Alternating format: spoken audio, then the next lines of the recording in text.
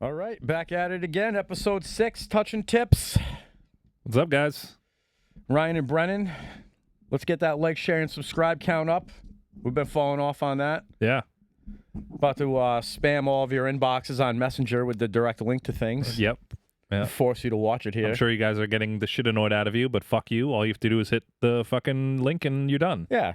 Just let it play in the background for like, how long did we do any research about what a view is? I don't know. Yeah. Yeah. I don't Fuck know it. what constitutes a view. But I think we're approaching, I think we have like 1,000 almost. Yeah. Between all the videos. So Yeah. That's good. It's pretty good between 6 episodes for 2. Probably 300 of them are me just listening to them being like, I fucking hate the sound of my voice. I stopped doing that a while ago. What, hating the sound of your voice or Yeah. listening to them? Yeah, shout out to what are we calling it? Pop's Nutrition's page and Comeback Kings for breaking the ice on that. Just had a solid debate over there about 51 that you helped out on.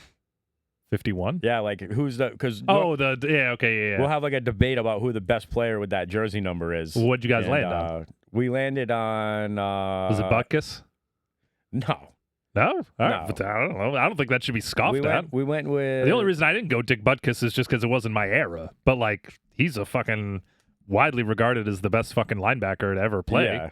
We went with Randy Johnson. Yeah. I mean, that's... And it was a consensus vote. Like we made us like we were like 1, Yeah. 2, say it on 3. 3. Yeah. And it was we both said it, so but we were trying to be homers and be Gerard Mayo fans and then also Yeah, I mean...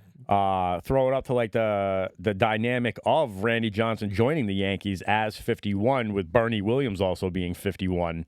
Oh, yeah. And I don't know, maybe it's just like my Red Sox bias, but like I feel like Bernie Williams has like ruined a lot of my days. Yeah. As like just doing stuff. Like there's definitely at least one Red Sox game that I went to. It probably was just like an insignificant like regular season game, but he's the one that hit the home run to seal it. Yeah. See, as a Mets fan, my Bernie Williams was fucking Chipper Jones. Chipper Jones was a fucking Met killer. He was so good against the Mets, he named his child Shea after Shea Stadium. Wow. Which is like, God, it's the ultimate baller move. He is their daddy. He literally owns us. Like, yeah. But I fucking hated that dude. Now I just don't care because sports are fucking meaningless. Yeah, I mean, it's funny that you say Buck is regarded as the greatest linebacker of all time. The next episode is going to be 52. I'm probably going to miss out on it because of my Cooperstown trip, so I won't get to have the debate. But you know, Ray Lewis's name is coming up on that. I can't even think of another 52 to even. Well, that's just it. I feel like supplement the argument. Now that you're in the 50s, it's all going to be linebackers. Yeah. All right. Yeah. I don't know. Do you want to try to talk about the guy from baseball? All right. Yeah. So so obviously the dude Marcano, I think his name was. I don't even know his name. I didn't even know. I've never seen the guy before. I don't know who he is. I'm going to just say this full disclosure. Like my old self, like my younger self would be embarrassed of how little I know about other baseball teams now. I just don't know shit about him. But I think it was this kid Marcano. He was just as like a journeyman kind of like Pittsburgh Pirate. He's been like injured for the past fucking year and a half, I guess. But he was like placing bets on fucking like games. But it was like he was placing parlay bets. So it's like, you know, he picks 6. It's a 6-leg fucking thing that he only wins like 4% of these bets, and one of them happens to be like, you know, oh, I'll take the Pirates under or something. It's like, yeah, he's playing on the Pirates.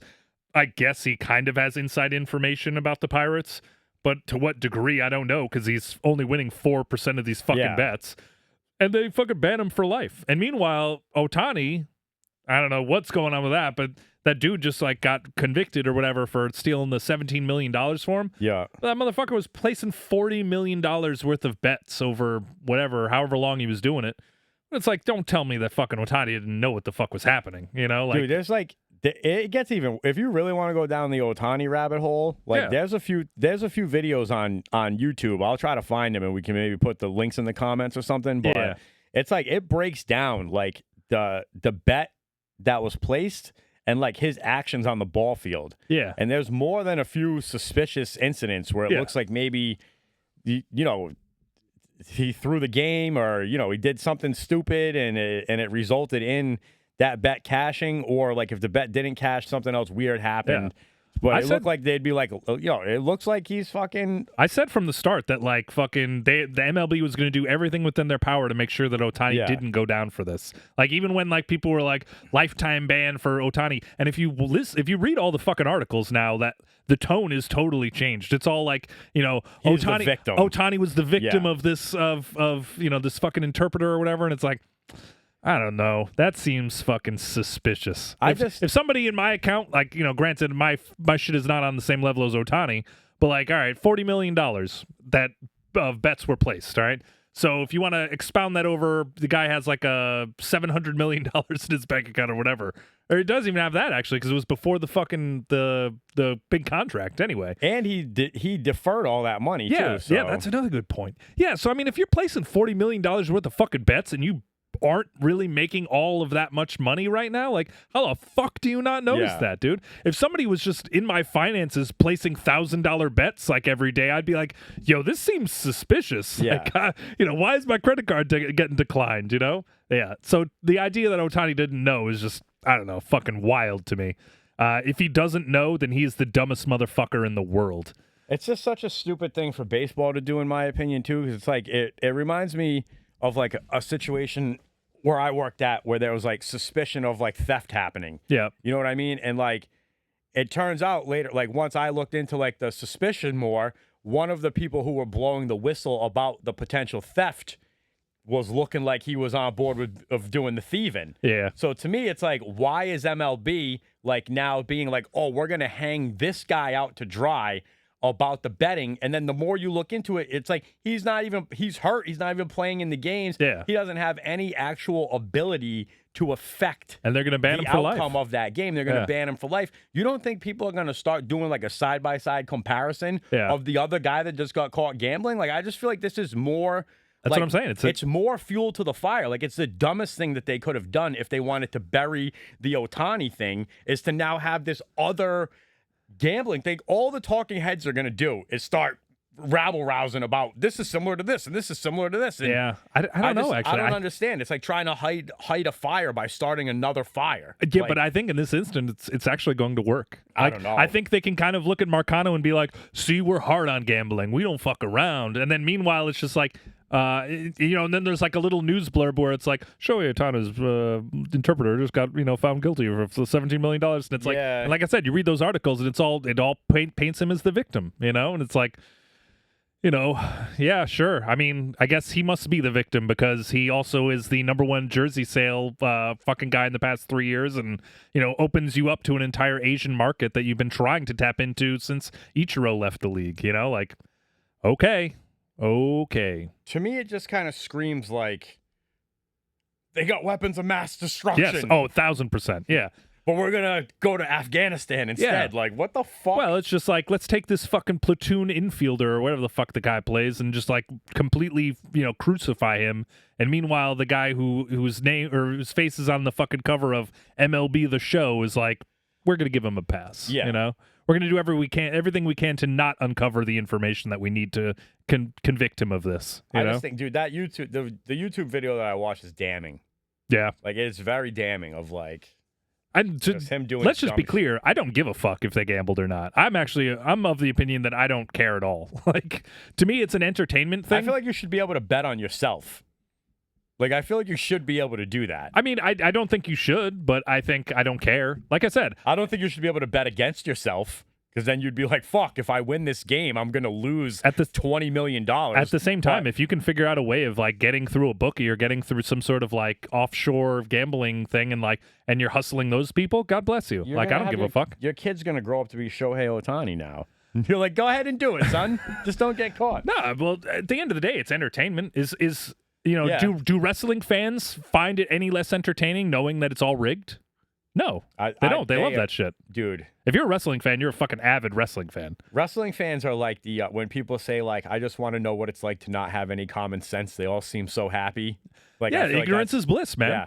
Yeah, but that's what I'm saying. Everybody at a wrestling show is just so happy. Yeah. Like there's nobody sad at a wrestling event. Yeah. So I mean, and also in a sport like baseball too, like I guess Ohtani is a different case because he's a starting pitcher and the best fucking hitter on his team. Yeah. That might be kind of like a I guess maybe like a line that I wouldn't cross. But I mean, for the most part in baseball, if you're just a positional player, how much can you actually impact a game?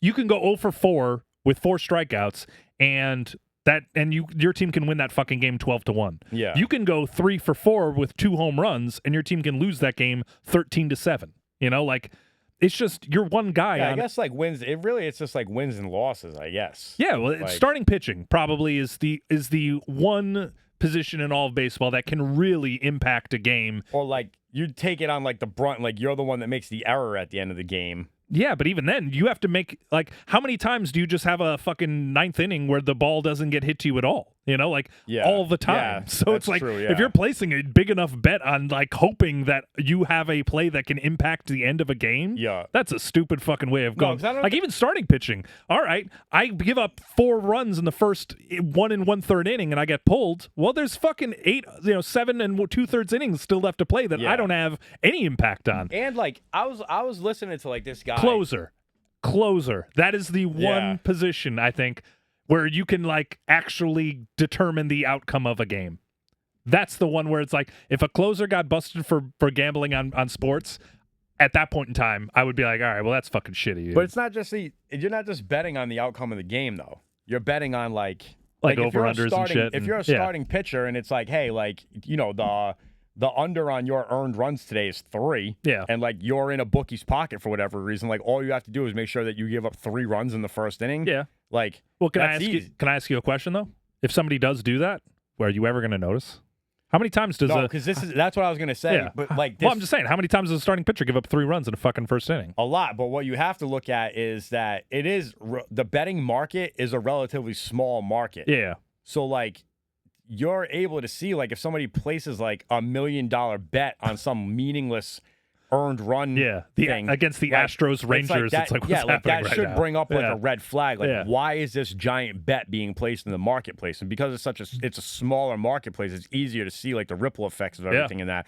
So that's really like what like the big time intense gamblers are saying is like everybody thinks stuff is rigged. It's like, but it's so easy to see when there is rigging going on because the numbers don't match up. So it's like the people that are like, it's very easy to like snuff out some bullshit. Like, who's the kid there's a an NBA guy that just got banned for life, right? He played for the Raptors. Yeah. And he placed like $1 million bet on his under. Yeah, and he was like a summer leaguer too, wasn't he? and he got like ejected from the game. Yeah, I think. Yeah, because he left with injury or something. So it was like he only played for like 2 minutes or something. Yeah, like anybody that was watching could see through suspicious. that in no time. Yeah, like I think that the rigging is more involved when it comes to the powers that be wanting select matchups to happen. Yeah, like that's what I think is more.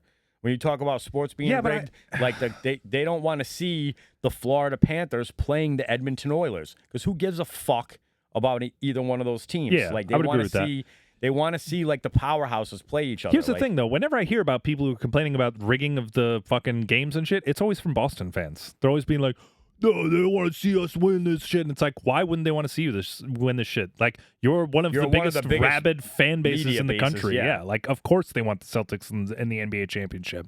Like, you're an idiot, Like, so to that regard, it's like, that always bothers me, like, because I feel like the most vocal people who are like, oh, the NBA's rigged, the NFL's rigged. It's like, yeah, the NFL is rigged. They don't want the New England Patriots and their fucking supermodel fucking quarterback to have the spotlight for the next 12 years. You're right. That's 100% what they want to happen. No, they'd much rather have the Tennessee Titans winning the Super Bowl. Yeah. Like, that's definitely what's going on here. If anything, remember when I think it's the year the Patriots beat the Rams for the second time in the Super Bowl. They're down big against Blake Bortles and the Jacksonville Jaguars in the AFC Championship game, and they miraculously come back to win that game. Yeah, well, that was. What about the tuck rule? Like, there's all the time. As much as I want to bitch about shit like not going Brady's way, like there's a lot of shit that there's more things you can point to that did go his way.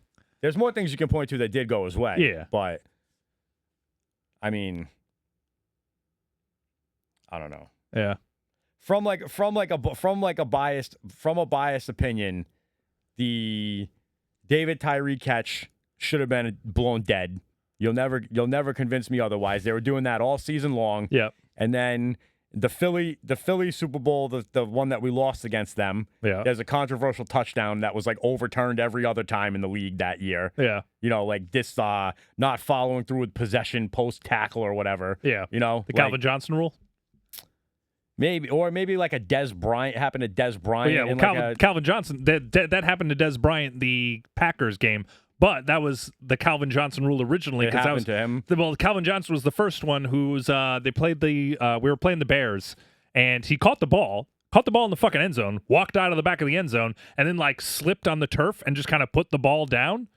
And there was no touchdown. It was like, bro, he caught the ball, had the ball, 2 feet down, took like 2 more steps out of bounds, and then slipped and dropped the ball. It's like he got a fucking touchdown. Yeah. And the same thing happened to Dez, but fuck the Cowboys anyway, because that was the year Aaron Rodgers wins the Super Bowl, I think. No, because it would have been later, because that was 2014, I want to say, because that was the year the Lions, they beat the Lions the week before on that bullshit pass interference shit. You remember that shit? Yeah. Where like it was blatant pass interference on Brandon Pettigrew. They threw the flag for pass interference and then picked it up. And Matt Stafford mic'd up was like, I've never fucking seen that. In all my years, I've never seen a pass interference call get picked up. Ever. Never. Congratulations. But yeah, that's like... And then the next week, they had the Calvin Johnson rule against them, and Lions fans all over the country were like, yeah, fuck you. Yeah. You know? How's that feel? Exactly. That happened to the Patriots another time. They're down to the Steelers. Yeah.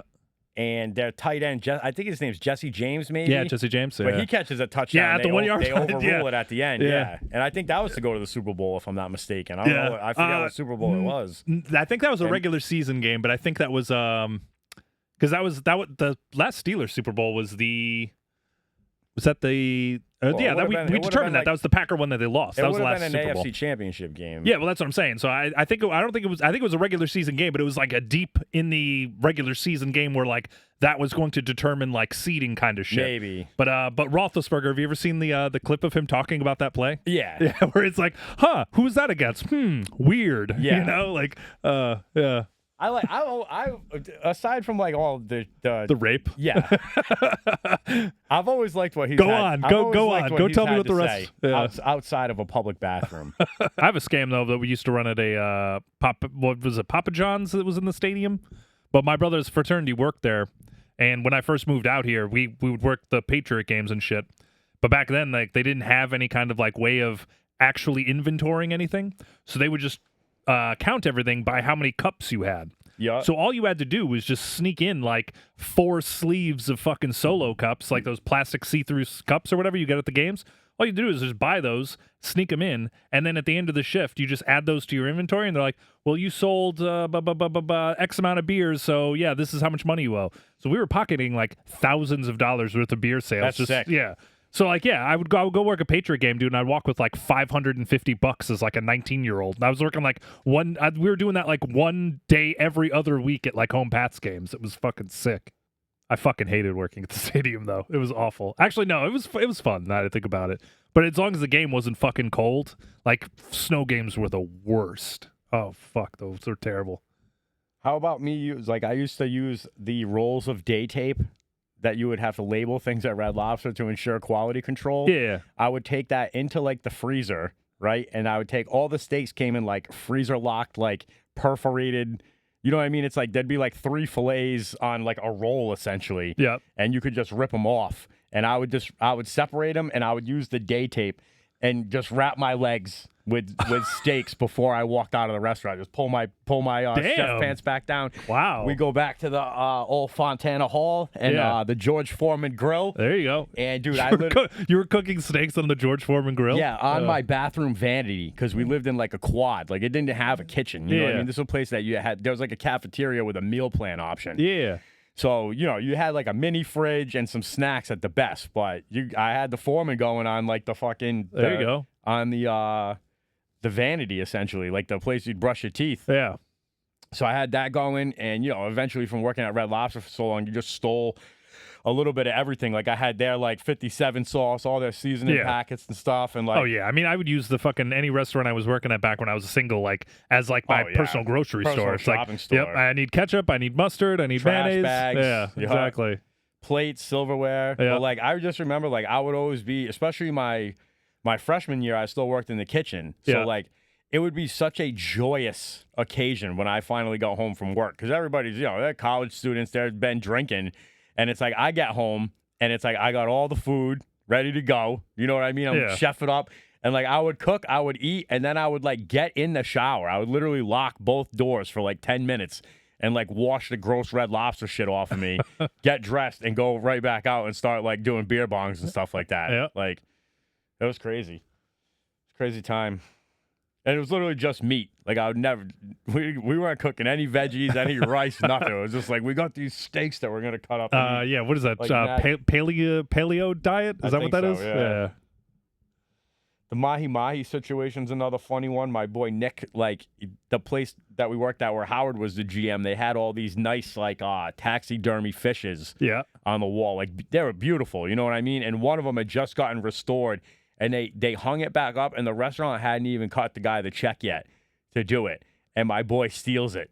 Oh, right? man. Steals it. And like, it would all just be this funny shit. You come home from work with just this fucking crazy. Mahi. Yeah. And me and my boy, we watched the movie Biodome way too many times in our life. I love that movie. Part, free mahi-mahi. Yeah. Free mahi-mahi. So my boy, at this time, I'm living in it's a duplex, but it's like first floor, second floor. So we're on the second floor. So to walk into my house, you go up it's just a staircase. You know what I mean?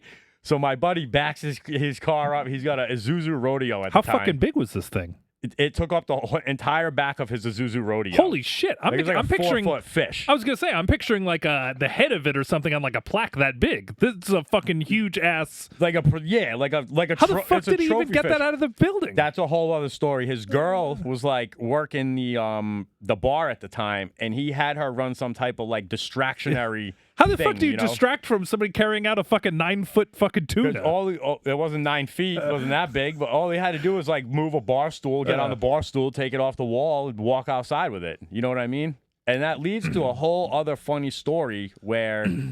So in the first place, he had to have his lady at the time run this distraction on the manager so she wouldn't be paying attention, right? Yeah. So then they are it is like you had disturbed the hornet's nest. They are fucking pissed that the mahi-mahi is missing, right? Yeah. We have like a staff meal about it, not a staff, pre-shift meeting, and they got this tape, right? They're like holding the... They're bluffing you. My man takes it as like he's fucked, they know. You know what I mean? If he's fucked, they know, then he just is in trouble. They're not holding a meeting over it. Well, that's what they did. And so now we got to get the tape, right? So my man has me, I forget what he had me do. I needed change, or I rang something in and I needed a void. So I call the manager. She comes out of the office. My man's using the hokey. You know that the name for that thing? They call it the same thing. Yeah. So he's using it, and he like flings it so that the handle does like a thing. It gets stuck in the door like mousetrap style. It doesn't. Then the office door doesn't shut. Yeah. Right. So now he goes in the office. He takes like all the tapes out of the thing. You know what I mean? Like, and this is like an old school setup. Like this is like the VHS tape. You know, this is 20 years ago. So now he's got all the tapes. I don't think anybody knows that he has the tapes at this point, right? So now we go back to the house and we're like, oh, we got the tapes. Like, let's see. Like, because I think the whole point of this is like we're going to see what they have to see if we have to bring the mahi back, you know? And so we put the tape in the VHS, and it turns out you need some kind of like special VHS to watch the tape because it's one of those like... Yeah, like security protected ones. Like it's like 8 frames playing in the one thing. You know what I mean? So all we can see is static. Yeah. So it's like this big lead up to like a dud. Nothing. Yeah. Yeah, and I don't know what he did. I don't know what he did to get the tapes back into the office, or if he ever did return the tapes, but he just ended up leaving the mahi-mahi on like the front stoop of the restaurant. That's you know what I mean? That's a cop-out. Huh? He could have gotten away with it.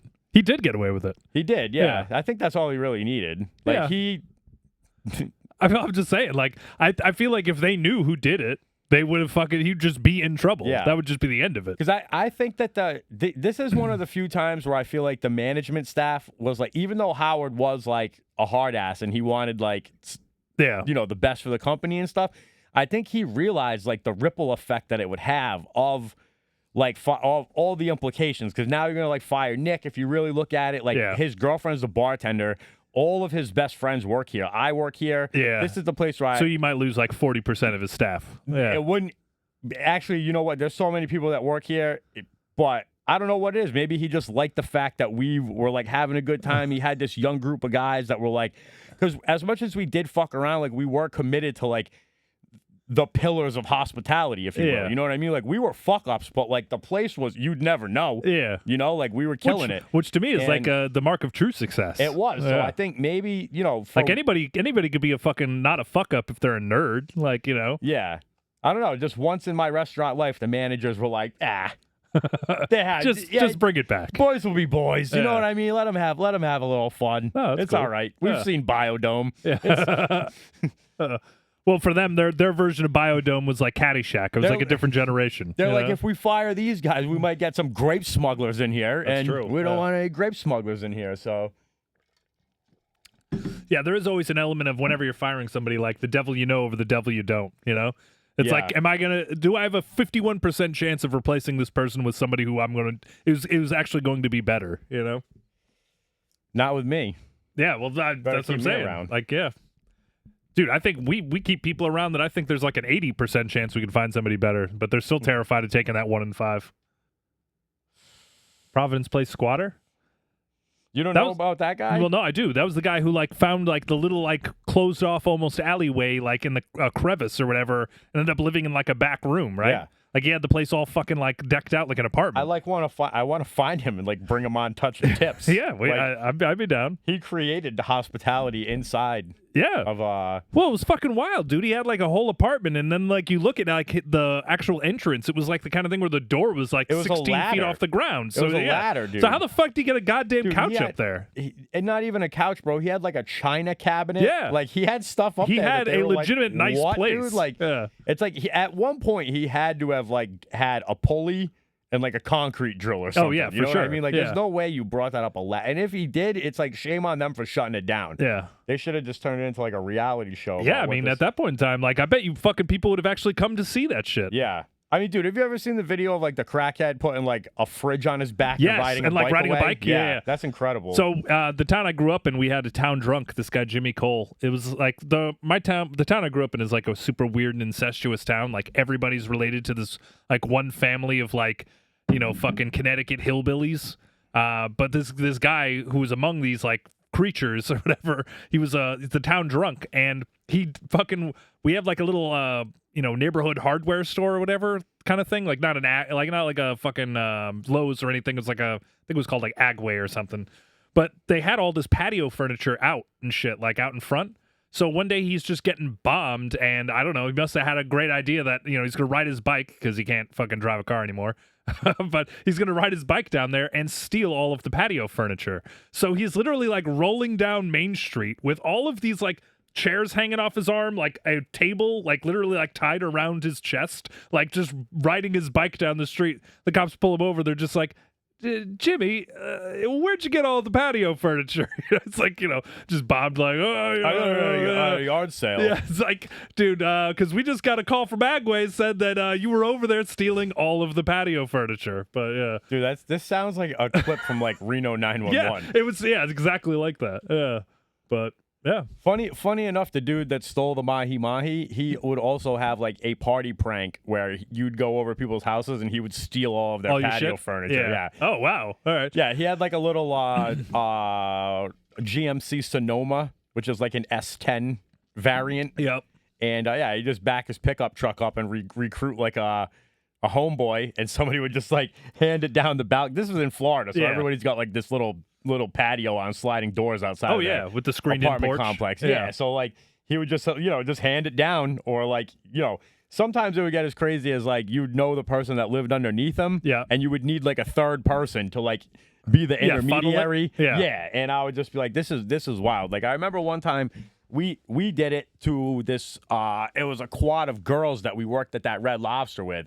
and they like caught us while we were doing it, and then we got into like a high-speed chase like back to our house about this. And it's like if any of us got pulled over, we're all getting DUIs, we're all getting arrested for like reckless driving. Also, you could steal like some patio furniture. Yeah, some funny like $125 worth of patio furniture. Like I remember going to like parties though when I was in high school and shit. Like you'd always go to like the girl's house when like the girl's parents were out of town and shit, and you would just ruin her fucking house. Like I remember we found her dad's nail gun in like the basement, and we started just nail gunning all sorts of shit because she was like bombed in one of the rooms, like passed out, which is always a bad idea when you're fucking awesome. Dude. When you have a party, So we just started nail gunning everything to the fucking walls. Like we were nail gunning fucking coasters. We were nail gunning fucking like boxes of cereal. Like it was just everything was nail gunned to the fucking walls. And then we went into her fucking garage and took out their fucking lawnmower. Like it was like a not a push one, like one of the fucking whatever, the one where you pull the lever and it fucking. They're like bigger ones though, not like fucking huge, but. I don't know. What the fuck do you call that? Like a stand-on mower? It wasn't quite a stand-on one, but it was like more of like an industrial-sized like fucking push mower kind of thing. But yeah, so we fucking stole it. We loaded it into the back of this dude's fucking truck, and we literally just chuck it off of the back of the truck while we're going like as fast as we can down like the fucking back roads, and we just keep doing that until finally it like completely breaks apart. But yeah, like those are the fucking days though, dude. This is and now looking back on it, I'm like, God, dude, how fucking pissed. Like if I ever came home, dude, and there was just like shit like fucking nail gunned all over my house, I'd be like, what the fuck is wrong with you? Like I would be so pissed off. Oh man, we probably ruined so many people's fucking lives. Those are good times though. That's like in Dazed and Confused when the kid throws the bowling ball out the window. Yeah, exactly. You're wild. You're a wild man. Well, the first time we threw the fucking thing off the back, the person, like, because we were just like driving down the road. So the first time we dropped the fucking thing off, the person who was behind us didn't know that we were going to do that. So we just chucked the thing off, dude, and like they like narrowly miss it, but like it still like clips the front end of the fender, and they like, kind of like go over it a little bit. Yeah, but it was just like one of those things where they were like, "What the fuck are you doing?" I'm like, I don't know, but let's do it again. That was fucking cool. That was awesome. Yeah, like it was like sparking and shit, and so we circled back and picked it up and threw it off again. That was in high school. Well, or either that or like early college. Yeah, I think it was high school though. I think it was my senior year maybe. Dude, when I was in high school, I was in this art class, and it was an art room that was like formerly like a shop classroom. Yeah. So like it's got all these tabletops that are like sitting on top of kind of like drawers and lockers and stuff. And there's all these like replacement bandsaw blades and all kinds of shit. Yeah. Like you could literally start like an uprising with, you know what I mean? And the teacher's out there. Like I used to think she's on drugs all the time. And she like, I don't know what she would do. She would just be like, okay, like here's a project and go do it. And she'd be like, you can use any of the stuff that you can find from around here. It's all like, you know what I mean? Just create. Just scraps, go nuts. Like one time, there's a bunch of tile. So like we were making like tile top tables and like tile top birdhouses and shit. You know what I mean? Yeah. But, so we're like out there and we just tell her that we're like scavenging and stuff. You know what I mean? But really, we're like building weapons out of like bandsaw blades and like. There's like trailers out there. We flattened like every tire in like a creative way. Like we just found a way to break everything. Yeah. Right? And then like our art project at the end of the year was this like paper mache like Terminator, Planet of the Apes like monkey man that we created, and he's just killing like an overgrown cockroach with a spear. And that was like the three of us boys. That's what we managed to put together. And it sounds fucking cool. Yeah, but the amount of shit that we broke and destroyed to like make this happen was wild. Yeah, but that's the fucking cost of good art, man. I'm glad that we started talking about this because I forgot about it. I had that monkey for years in my garage. Yeah, like I bet my brother like be like, oh yeah, I remember that thing. Well, like, where the fuck did it go? I don't know. That's the house that got ruined in the hurricane. So like anything I had ever like created or collected, like I had like a serious like 40-year-old version or 40-year-old virgin version of like Marvel collectibles. Like I would always buy, like I would always be like searching. Like I had a considerable amount of the original X-Men run Like not like the early copies that are super rare, you know what I mean? But like for a 10-year-old kid, like I had copies of comics I had no business having. Yeah. And like every kind of shit where like now you'd probably have like a few $1,000s worth of comics. Probably more than that. Yeah. And every toy that I bought a double of, and I put it away. Oh, for years. Damn. You know what I mean? You lost all that? Yeah, I lost all. Oh, that sucks. The insurance company, like the insurance company, like stipulated that everything in the house had to go because of like mold and all this shit. You know what I mean? And then they went like bankrupt about it. Oh, really? So like, shit. We like followed through with all the rules, and then we didn't even get the money that they paid out. I think so. It's like I lost my entire like collection of like childhood stuff from my stepdad to then be like, here's either like $2,000 or like $2,500 to go buy this other car that you're looking for. Yeah. And that car that I bought ended up being like a lemon with a bad transmission. So it's like I got fucked on it. And I was building a Camaro at the time, and that got destroyed in the hurricane too. So it was a big flip.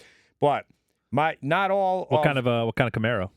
A third generation, like a Z28. Looks like an IROC, but not an IROC. Yeah. Just not that trim package. It had T-tops. I bought it from my boy Peter in high school. Yeah, I had put side exhaust on it. It was cool. Me and my brother had an '86 Camaro with T-tops. Mine was an '87 Z28. Yeah. I just figured you wouldn't know what that was. No, well, that was the only time because we bought that car. You hate cars. I do. What, I hate what cars. Is this? Well, let me tell you the story about my hating this car. Well, or whatever. But it was like $1,000 car. I didn't even know how to drive stick. So like I'm like teaching myself. Bro. Well, it was a V8. Yeah, but fucking dude. That's like that's a unicorn of that class. Oh really? Well, yeah, it's like this a five-speed Camaro of that year is very tough to find, especially nowadays. So we never even got the thing to pass inspection. So like I was driving it around illegal. I barely even knew how to drive stick, and the only thing I would really use it for was to just like going back and forth to like go get beer and then like cigarettes at like the fucking store that would like sell me beer at like 17 years old. Yeah.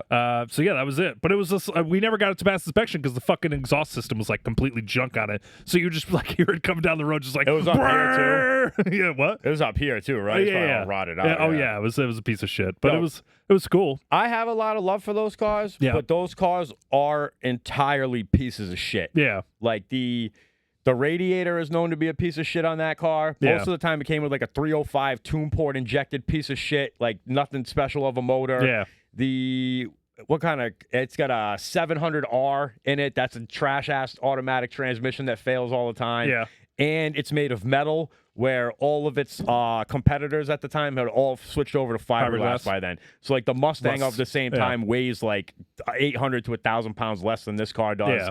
Like, maybe it's not that much, but it was a fucking beast though. Yeah, I still had a lot of fun in that car. Yeah, I had a guy chase me in high school because he thought that I like pulled out on him too later than I should have. Yeah. And I actually had the brass knuckles. I was like ready to end this dude's day. And I don't know why I decided against it. Like I just never ended up swinging in that fight. Like I just let him. He was small. Like he came up in my face. I'm not that big. I'm only like 5'10". I don't think I've grown since high school. Yeah. And I just remember him coming up to me and I was like, I can't fucking hit this little baby. Little baby boy. Yeah, so I don't know. I spared him. Yeah. Yeah, no, that was the only car though that I've ever owned where I was like actually like, damn, I look cool in this car. That's the last Chevy that I had. Yeah, I've been a Ford guy ever since. Actually, I had a Chevy Impala, but that fucking car sucked. Yeah, that car fucking didn't even have heat in it. It was awful. Like something was fundamentally fucking wrong with that car. Had a ghost. Yeah. My first car, though, was a fucking 1984 Plymouth Reliant. It was like one of those K cars. I fucking loved that car. Yeah. So it was like a couch on wheels. That was my first car, the one that I was just talking about. Oh, the Camaro? Yeah. It was my boy's car before that, so I was cool riding around in the Camaro already. Yeah. And then I don't know why he wanted to get a motorcycle, so he sold that car to me.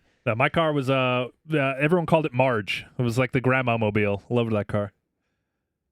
So yeah, I wasn't getting any pussy because of that car. That's for sure. That brings up another funny story. I believe that I saw this lady 10 years after the incident working at the airport. Yeah.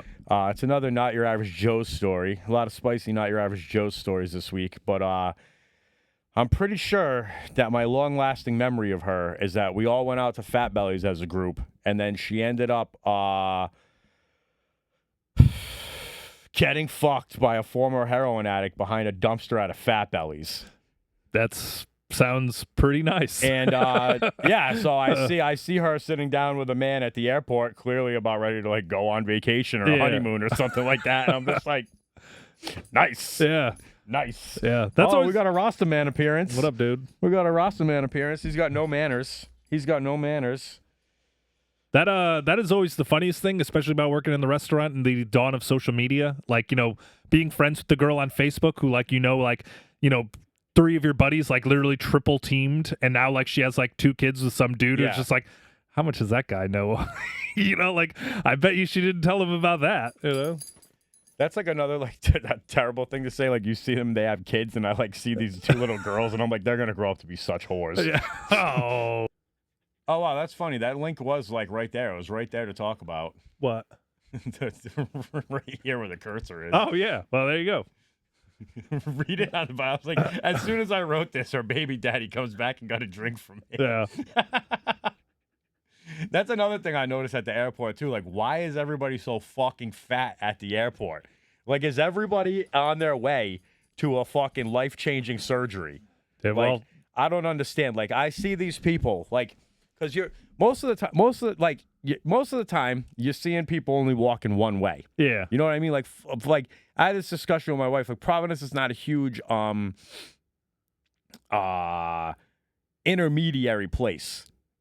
Like you're like maybe you're coming from Canada and going someplace else, but you're not like, you know what I mean? You're not going from New York to Providence to like London or some shit. You know what I mean? It's the other way around.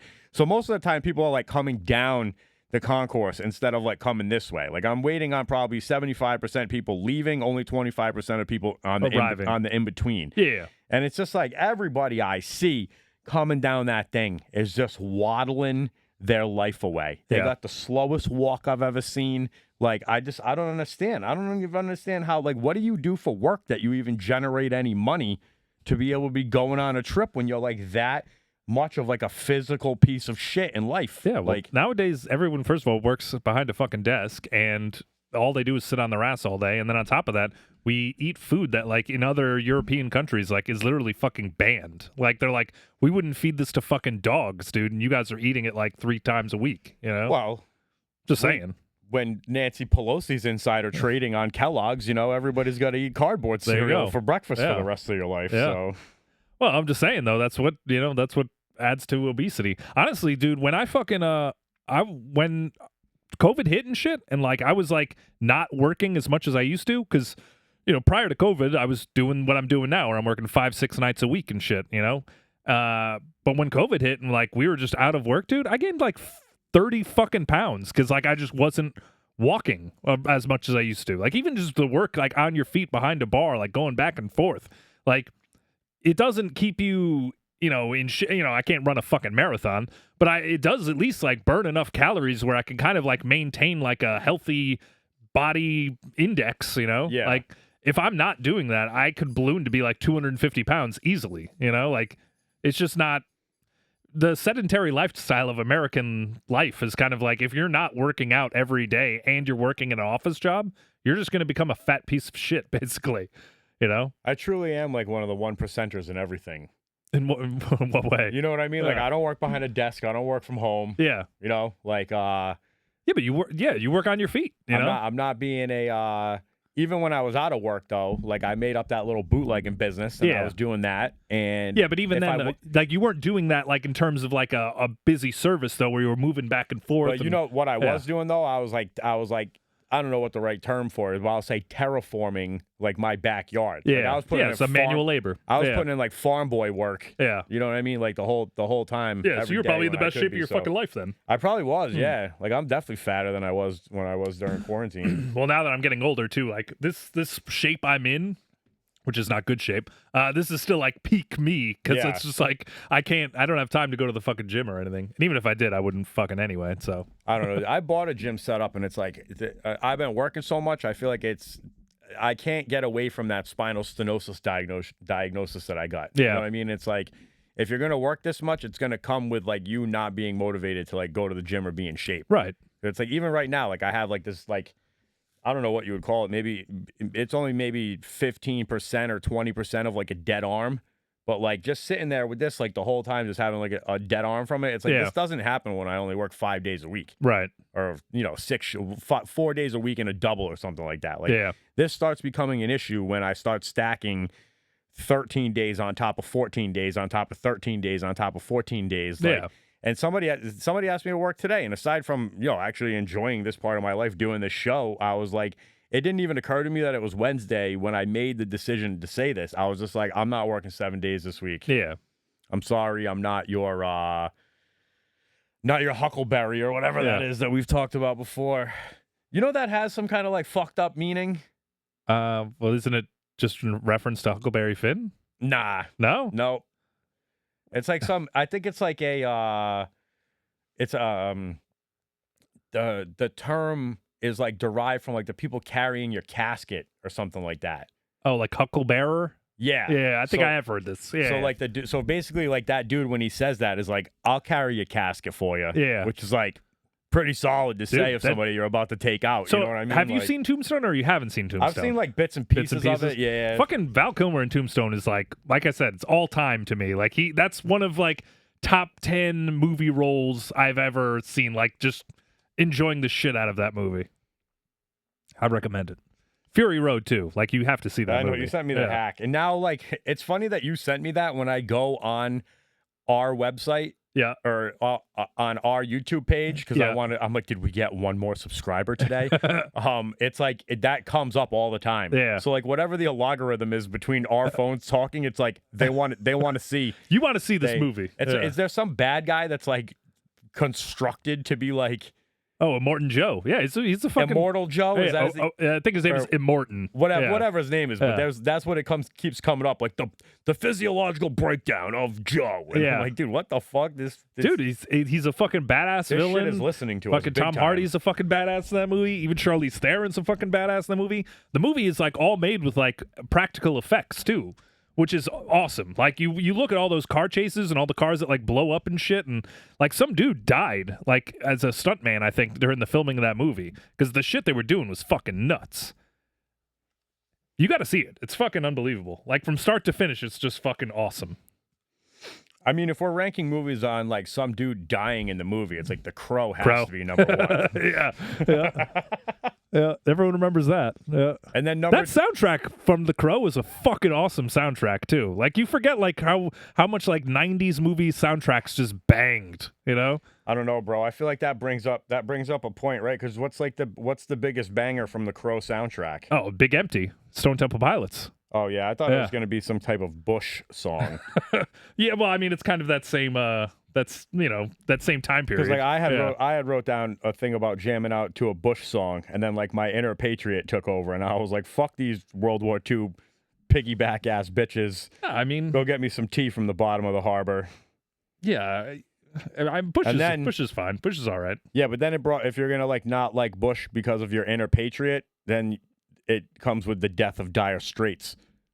And I just can't do that. I just can't delete Dire Straits and Pink Floyd out of my repertoire of stuff I want to listen to. Yeah, Crow soundtrack though, man. You had fucking Pantera, you had Helmet, you had Rollins Band, Violent Femmes, Rage. Yeah, so see, I don't know anything about the Crow soundtrack. I don't know how I ever went through a goth phase in high school and never had the Crow soundtrack. Unbelievable. Yeah, I had the soundtrack that the 9 Inch Nails song was on though. What's the name of that movie? Well, Crow had 9 Inch Nails on it. There's some weird movie that like is it A Perfect Drug by 9 Inch Nails is on the soundtrack of Lost Highway. That's what it's called. I think Trent Reznor maybe actually directed it or something. But well, now I got to Google that. I don't think I remember that movie. I just gave you something. Yeah, but they used to in the 90s, like you used to fucking every good movie like had like a fucking soundtrack too with it. You know, now I feel like that's a lost art form. What do you think is that you're putting your stamp on The Crow? David Lynch directed Lost Highway. I guess I got to watch that. I don't even know who that is. Damn, is that Bill Pullman and Patricia Arquette? All right. Am I putting my stamp on that being the best soundtrack? No, probably not. But there's got to, I'm not. Well, now I got to think about that. I feel like the two that always come up in my head when you talk about it are Forrest Gump and Dazed and Confused. Yeah, Dazed actually has a great soundtrack. And actually, if you round it out, what's the movie with Star-Lord where he's listening Guardians of the Galaxy? Yeah, like that's probably got a banger of a soundtrack on it as well. But I can't think of too many other movies where I like went out and bought their soundtrack. Bought the soundtrack, like. Well, Tom Petty. So the movie was absolute dog shit. But Tom Petty wrote a soundtrack for a movie called She's the One. It's a fucking horrible movie. But that soundtrack was like it's basically like Wildflowers 2, like 1.5 kind of for Tom Petty. I like Tom Petty. I don't care. Well, yeah. So that album was good. What else? I can't fucking think though. I bought the Matrix soundtrack back in the day. I can't. I can't remember like what. Well, the only thing I could think of is the Rage song. It had Wake to have Up. like an exclusive song. I think it had like a Marilyn Manson exclusive song on it or something like that. I just had to have it. But it actually has some bangers on it. Yeah. Yeah. But I still wouldn't listen to that genre of music over like what you could get on the Dazed and Confused soundtrack. Yeah. Even the Forrest Gump, like I'll give it up to like the. I mean, Forrest Gump is basically like it's like a greatest hits of the '60s album. You know, it's like Freebird, Creedence, like fucking It's got. I wouldn't really call it a soundtrack so much. But it has other stuff. It has other stuff. I feel like from like the soul component and stuff on it that I don't. Not that I don't like that music, but I just prefer that like '70s rock more than anything else. I feel like. Fair enough. I think that might be, barring something else coming up, that's probably my go-to right there. Yeah. Ugh. I mean, Batman Forever, Seal, What about this other situation that I played out in my head? I feel like I was down this like this tangent of like personal, like, so I was watching old men talk about being in war. Okay. Right? So you're listening to like grandpa talk about like doing some dirt. Yeah. And I was like, holy shit, like some of these guys, and actually it was Shane Gillis that turned me on to it. He spoke of like this one veteran that he knew. Yeah. And he's like, just type his name into YouTube and it will come up. And this guy's like, I did it and I do it again. Yeah. I'm proud to be an American. And I'm like, yo, this guy is fucking crazy. Yeah. And he's telling you about all these wild shit that he did. Yeah. And, so I started watching that, and I kind of started getting bored with it because it's like all these guys, they take a long time to tell the stories. Like very few of them are sharp. Yeah. But you click on next video, and it's like, well, yeah. We went, and I was like, dude, I need like some more. I need dudes with like brain power still, right? So I don't know what happened. Maybe it was just like the algorithm being like, I know what you need. You need Afghanistan. Oh, okay. So it takes me to Afghanistan, and I start watching these guys, and it wasn't even like the same YouTube channel. You know what I mean? It was just something adjacent to it. And it was kind of mixing in like home footage that these guys had taken on either, early camcorders or cell phones or whatever. Yeah. So it's like their footage of being at war and stuff. And then they found the guys and they're like narrating like what they were doing. Yeah. So the one dude, he's like, yo, like we figured out a way to rig up a Discman or whatever it is to the thing in the tank.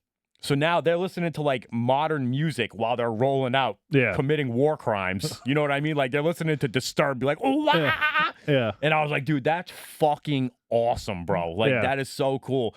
But then like the devil on my shoulder is like, yo, what happens like when that fucking tank gets blown up and then it gets raided by the enemy and now they've been introduced to like Disturbed. Yeah. Right. And like half of me is like, that would be great because like rock and roll would save them. It would liberate their souls. The inner rebel would like take them, out of this thing and they'd turn on everybody and they'd be the new Americans and taking this thing down from the inside and all this shit. And then the other part of my brain was like, nah, man, it would just take him down like the emo path and make him super happy to do 9/11 anyway. Well, I mean, to me, all like that music is just railing against the U.S. government. It's probably like if they got like Rage's self-titled album, they would probably just be like, yo, these fucking guys, they're doing the same thing. We're in on this shit, Bro. I feel like you just... I fucking hate America, too! You just broke, like, Zach De La Rocha's heart. What? That terrorists would like him? Maybe he would be happy about it. They'd be like, hell yeah, brother. That's basically their thesis statement. That's what I wrote this song about. Yeah, America sucks. They'd be like, yeah, that's fucking awesome. Yeah, but I feel like he's like, yeah, but it's from, like, a South American perspective. Like, I'm not talking about the terrorists. Well, I don't know. You can't pick and choose, Yeah. The fucking, I know I'm running down a dangerous path again with you. Have you ever seen Band of Brothers? Yeah, I love it. Okay, yeah, I was going to say, because that's like exactly what you're looking for. Can I just shout out, before you came over here today, I told Renee that respond like, yes, I've seen the Red Balloon movie. Are you kidding me? And she just looked at because she knows how many people have asked this before, and she stopped what she was doing and turned around like she knew how excited I was about that. Should we have a podcast of us watching this movie again? Like, welcome to episode fucking 11 of just us watching the Red Balloon. Episode 11. Ryan and Brennan attempt to get the least amount of views and lose subscribers by watching the Red Balloon. Yeah. But yeah, so I forgot where I was going to go with the band. Well, I was actually just anticipating you not having seen Band of Brothers, but yeah. Yo, that's another thing. I'll jump on another random topic off of that. The guy, his name is David Schwimmer. Yeah. Have you ever seen him not play like a cuck little bitch? Because basically, Band of Brothers is what happens if you put pussy ass paleontologist Ross out on the battlefield. Yeah, he'd have a meltdown and not be able to handle his business, and then he would have to do a desk job. Yeah, instead, is that the only role that he knows how to play? I mean, he kind of looks like it. I don't know any other thing that he's ever done besides Band of Brothers or Friends. So I know you talked about Biodome earlier, so I'm gonna give Stephen Baldwin a shout out. But he was in a movie called something the bridge, going over, it's not going over the bridge, but it's something like that. Maybe crossing the bridge, but it's all about these friends in Michigan or whatever who decide to run heroin from Canada into the United States. That was actually a pretty good movie. Where Ross is a drug dealer? Well, Ross was I bet he's the one that tells on the cops when they get well, in trouble. I think Ross ends up being the guy who he was a pussy. I don't think he ended up actually going on I think he was the one that was I'm not going to do it. Yeah, but he's the guy that ruins the heist. Yeah, kind of. Yeah. I can't remember the movie all too well, but I remember it being pretty good. And Stephen Baldwin's the lead. When Biodome, baby. Usual Suspects Biodome. Too. You've seen Usual Suspects, right? I have. Yeah. So what does he say in Usual Suspects that's funny? I mean, everything. He's like Benicio del Toro's buddy, right? Yeah. Give me the keys, you cocksucker, motherfucker. Blah, blah, blah. Yeah. That is it. When they're say this line, he's Yeah, I like him. He's funny. There's no coke. There's no coke on this fucking boat. Speaking of spoiler alert for a 30-year-old movie. Yeah. Speaking of Friends, I will say this side note. It is fucking that we're best household terrorism when my wife resorts to that show being the background noise in our house. Yeah, we go through cycles, and sometimes Friends is it. Yeah, and it's not even so much that I hate Friends anymore. It's that I know how it ends, and I it fucking protest how you did. You didn't think that Ross should end up with Jennifer Aniston? I don't care about anything else. Ross and Rachel? I care about the best ending that you could come up with for my guy on the show was that he just lives in a fucking side room with Monica and Chandler. Who's your guy? Joey Tribbiani. Oh. Well, he got a spinoff. He doesn't get a happy ending. He just lives in the fucking room that eventually they ask him to move out of when they have a kid. Yeah. That's Joey's ending on the show. Well, he gets a spinoff and then nobody gives a shit about it. Yeah. I don't care. I will watch that show. I'm going to start watching that in the background just to put money in his pocket. Some girl at work had the Chandler book or whatever. What the fuck is his name? Matthew Perry. The Matthew Perry book. And I go up to her and I go, hey, don't tell me how it ends. That's great. She didn't get it either. It's all right. He's dead. You know that, right? You should tell her that book doesn't float, so don't try. Did you see what I was doing with that? What about him? What other? You know him in any other role? Matthew Perry? Yeah. He had a moment in time where he was a romantic comedy kind of guy. Fools Rush In. My wife loves that movie. Yeah, isn't there some movie with Ben Stiller? Along Came Polly or some shit where he's on a vacation and his girl leaves him for a masseuse. Yeah. Is he in that movie? Who? Matthew Perry. No. Okay. I'm getting sidetracked, but I'm talking about that movie. That's a fucking awesome movie. How did Ben Stiller beat out David Schwimmer for that role? That's a David Schwimmer role all day. Ben Stiller is 10 times the movie star David Schwimmer is. Yeah, but David Schwimmer. You're talking just cucks in general? Fucking cucked. You know what I mean? Being a bitch. Yeah. That's what he should have been. I'm sure he was up for the role, What's the best Ben Stiller movie? Oh, man. That's a tough one. I'm going to go. All right. Well, so do you want the best one or do you want my favorite one? I want your favorite. I think my favorite one would be Zoolander. But I think the best one is probably Tropic Thunder. Damn, I forgot about Tropic Thunder. Yeah. Yeah. Yeah, those are probably my top two. Oh, actually, well, the Falkers series is funny, yeah, they beat that shit to death. Meet the Parents. Yeah. It is a good movie, but like after I could never watch it again now. I just think Zoolander just gets so fucking gay sometimes that I'm like, That's my favorite part about it. Nah, dude, I just can't fucking. Like I just say, oh, you're what just the not. fuck are we doing? I don't know. Hansel, he's so hot right now. Yeah, there's too much fucking Peter Pan in this fucking movie. It's pissing me off. I invented the piano key necktie. I invented it. That's funny that we.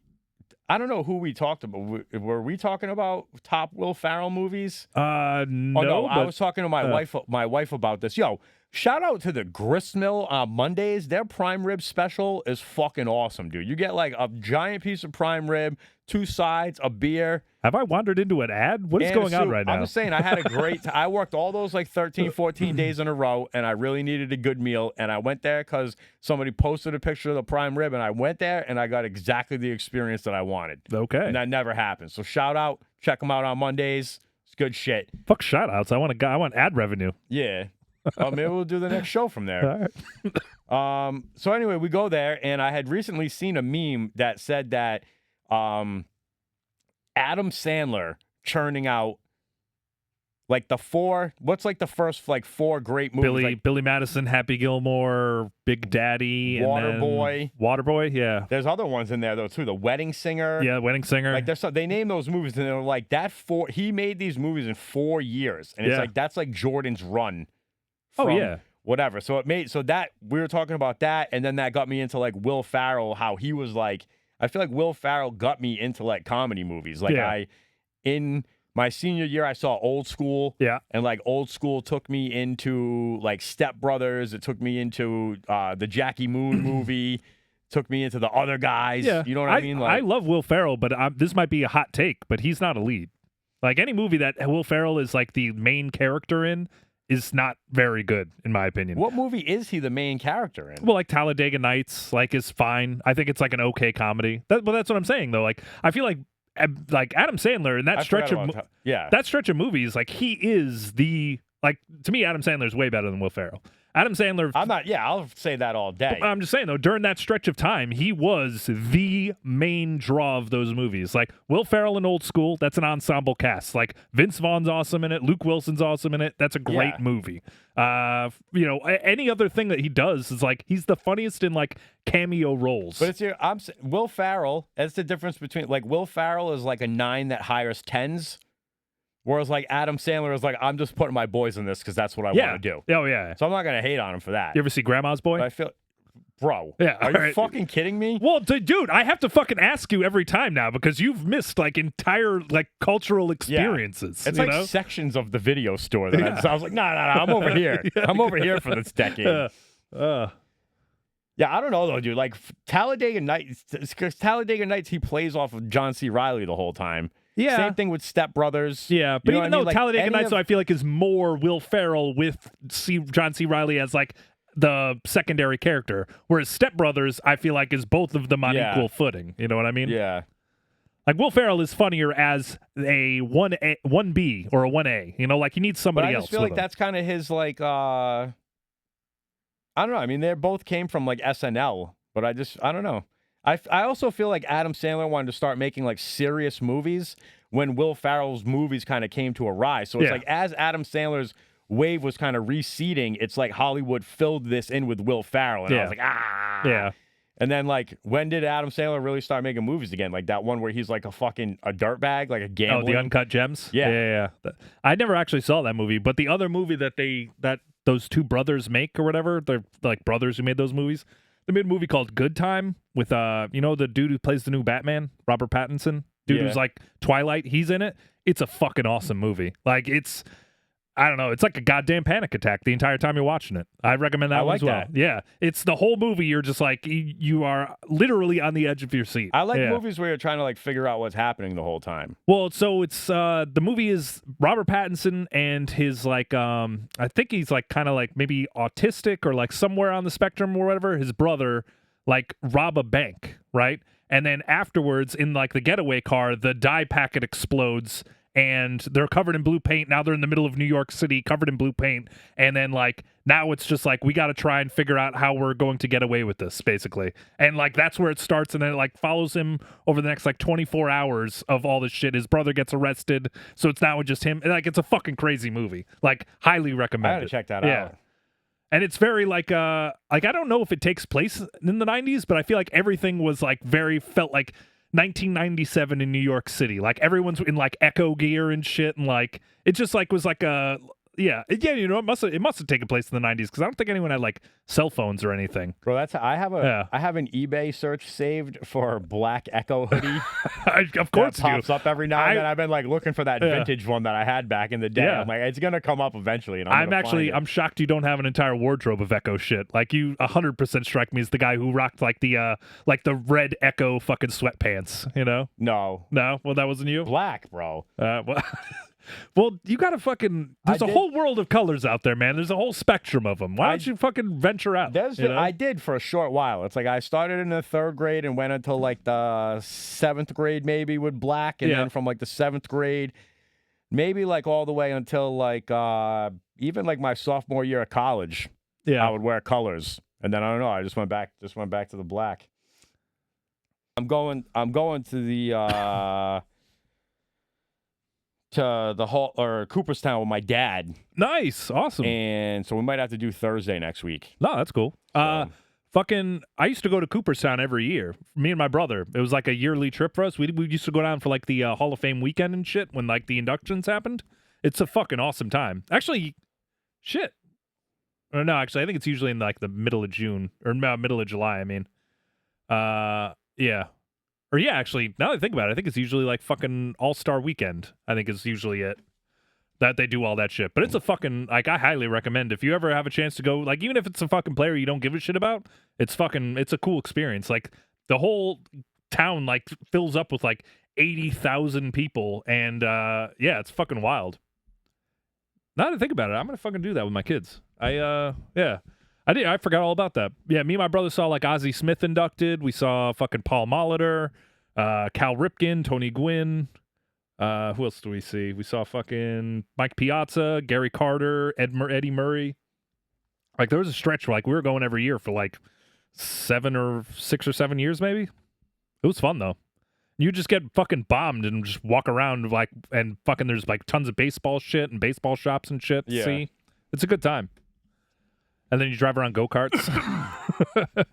I've toyed with the idea of pulling like the ultimate sacrilegious move in my life, which is and becoming what I've hated the most. A Yankee fan? Being the Yankee Patriots hybrid fan. Oh no. Because I don't really have anybody left in my life that's like gives a shit about the Red Sox. Yeah. And my pops is a Yankees fan, so it's like if you're gonna watch baseball, you want to watch it with your somebody dad you like. and like cheer it on. Yeah, but I think it would ruin my dad. My dad loves nothing more than like talking shit about sports. Yeah. You know what I mean? And I really thought that like he's got this new thing where he's like talking shit about politics. And I was like, oh, this is just because that's a dangerous fucking game. This is just because the Yankees suck right now. And like as soon as the Yankees turn it around, he'll be back to that. He's gonna be back. I don't know, man. That's the a slippery Yankees slope. are doing really well. Yeah. And I don't see any updates about how the Yankees did well last night. Yeah. But I do see a lot of updates about how this country's doing. And is he one of the like, you know, if you don't mind me prying, is he one of the dudes that's like complaining about Trump getting all of the charges on him, or is he the guy who's complaining about fucking you know, like what side of the crazy scale is he on? He's happy about the charges. Yeah. Happy because he like thinks it's funny. Like, is he a Trump guy or is he not a Trump guy? He's not. Oh, okay, all right, yeah. I also feel he became like, so his dad owned a diner, or his grandfather. I forget this. I think they both own restaurants. I think he started working off for his grandfather's diner, right? And basically he became a Yankees fan because he was just looking to be like the pisser offer of the masses. Yeah. You know what I mean? Like he just was trying to get all these Red Sox nothing's fans better than spite. Fired up. Yeah. So I don't know, like that role in his life. Now he's like, oh, I'm gonna get you know who's easy to get fired up? These guys. Oh yeah. So I don't know. So he's an instigator. I don't give a shit. I fucking hate politics though. I don't like talking about it. It's a fucking waste of time. Like, I don't vote. I don't do shit. I don't even know. I'll be honest with you. I have no fucking idea what even the charges against Donald Trump mean. Like, I don't know anything about it. I don't. You know what? Care. It's all about? Him lying about fucking that porn star. Still, are we still on this shit? It's about like how he gave her the hush money. That's what it is. Oh my God, like who it's gives a something fucking they're shit? like getting him on like tax evasion or some shit because of, you know. I just don't understand why the fuck we're holding up these like moral principles to dudes that like since time memoriam have just been complete pieces It's like, of shit. you know, the other guy got his dick sucked under the desk in the White House. You know what I mean? Like, we're just in general, like how many fucking times do we have to just be like, wow, that president was a real piece of shit before we're like, you know what? Is it possible that they're all pieces of shit? I saw a quote that I think it was Frank Zappa. Yeah. And he had stated that politics is just the entertainment division of the military-industrial complex. Oh, 100%. Yeah. That's how I feel about it. If you're getting fired up about blue or red or left or right, whatever it is, it's like you're stuck on the hamster wheel. Yeah. Like, you know what I mean? Like, if you're going to be that fired up about politics, I want to see you loading up a musket. Yeah. Like, load up a musket until you have a bunch of muskets in your basement and you're ready to do something about it. I don't want to hear about it. You know what I mean? Like, to be fair, if you have a bunch of muskets in your basement, you're really not prepared to do anything other than take over a 17th century Hamlet. Yeah. But I'm just saying, you know what I mean? Like, it's just there.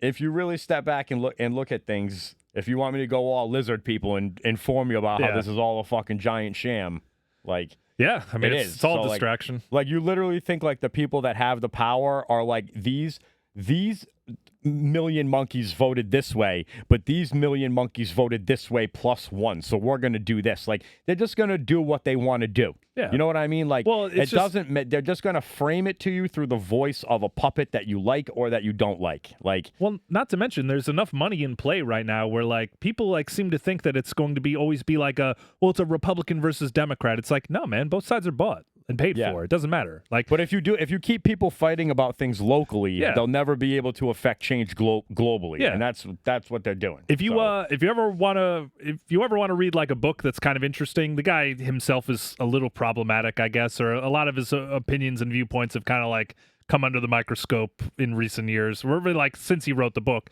But a guy named Howard Zinn wrote People's History of America, and it kind of like takes it more onto like instead of like, you know how in history books you learn all about like the politics and like the global like government like scale kind of shit, it kind of goes more into like what happened really with the people during these time periods, you know, so it goes more into like, you know, what it was like, you know, during like Reformation for like the like African Americans who like were freed slaves and kind of shit. So it takes it like more to like that level of it. But it basically is just like, it's a book that centers around the fact that it's like these governments, like what they do, what their purpose is to divide and conquer. Like they're always going to try and figure out a way to drive a wedge between you so that you are more busy fighting each other than you can, and not busy like figuring out like, oh fuck, I guess there's this whole other level of people we should be pissed off at. Yeah. You know, it's all about the top fucking the top crust kind of just being like, hey, how can we get these fucking idiots to yell at each other, you know? Yeah, like how many stories throughout history are there where they're like, oh yeah, they got tired of it, so they just went to the palace and murdered the entire royal family. Yeah. Like, well, that used to happen in the French Revolution. Human politics. Yeah. You know what I mean? Like 5 people ago. Yeah. Like, and now, not even that long ago if you want to talk like generationally. Yeah. Yeah, but whatever. But yeah, so basically, you know, if you want to draw a straight line to like, you know, racism in America, for instance, like it's just one of those things where it's not like we woke up one day in like the 15th century and we're just like, oh, you know what? Like, just fuck black people. It's like, no, like they condition you to think that these people are competing for your jobs kind of shit, you know, like, you know, in the turn of the century, in like the 1800s or whatever, it's like like 1905, you basically have like all of these largely, you know, union workers who find out that like, well, now all these slaves are free and they're coming into like, you know, they're taking our jobs, you know, and it's like, yeah, well, not really, because what's happening is the piece of shit who owns your fucking company is just outsourcing your job to somebody who's willing to do it cheaper. Yeah. So rather than getting mad at the fucking guy who's getting paid nothing to fucking do your job, get mad at the fucking guy who's fucking everyone over like, and reaping all of the benefits. You should have went to his house with the pitchforks and the tar and the feathers and fucking, you know what I mean? Right. So Howard Zinn's History of the People of the United States is it's a good book. But again, it also goes into even like the fucking American Revolution and shit, where it's like, we celebrate the American Revolution every year, but the average person in America didn't give a fuck. That revolution was fought by American aristocrats, so that way they could then take control of this country. Yeah. And like George Washington is the richest, and I don't know for a fact anymore because I read this book before Trump was president, so maybe Trump was the richest president ever. But George Washington is number 2, or I think was still number 1. And it's because he fucking owned a ton of land in the fucking United States. Yeah. And guess what happened after they fucking won the revolution? Like, he was able to expand his holdings in his empire. I bet you if they, like, what do you call that? Like, if they extrapolate the data for, like, what it would be now, he'd be... richer than any of them. Like, so I mean, like, if you want to compare, like, he was the richest one comparatively to like everybody else of the time. You know what I mean? Yeah, like obviously he only had like probably $100,000, but back then that was fucking billions of dollars or whatever the fuck you want to call it.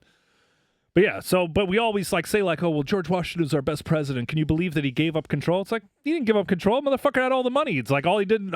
Now he was just like, hey, you know what they're doing in France? They're killing these motherfuckers. So maybe I'll just not be in control anymore and just have all of my money. Thank you very much. Like that's all he did, man. You think it's all hearsay that he actually like fought? Oh, I don't know. Yeah. Well, that's another thing too. Is the further you get it removed from the history, it's like how much of this is actually true? Yeah. Like this is like a newspaper article meant to get people to vote. Yeah, for sure. Yeah, I mean, like, who fucking knows? He might not even exist. It's like some monks being like, nah, that's not how the Bible was written. It's like this, and you got to act like this now. Yeah, well, I mean... But imagine if it was true and you put that in, like, modern times and you put, like, Trump on the fucking boat crossing the Delaware and he's just saying, like, funny Trump stuff. Yeah, like, that would be funny. Kill him. Yeah. They don't belong here. That guy's dead. He cried like a dog. Died like a dog. That'd be fucking so funny. Yeah. Well, yeah, I mean, yeah, there's a famous quote. Oh, I forget who the fuck said it. Shit, but it's basically, obviously it's that begins with if you don't learn history, you're doomed to repeat it. But the people that stop you from learning history intend to repeat it. Yeah, like that was basically the moral of the story. But it's just.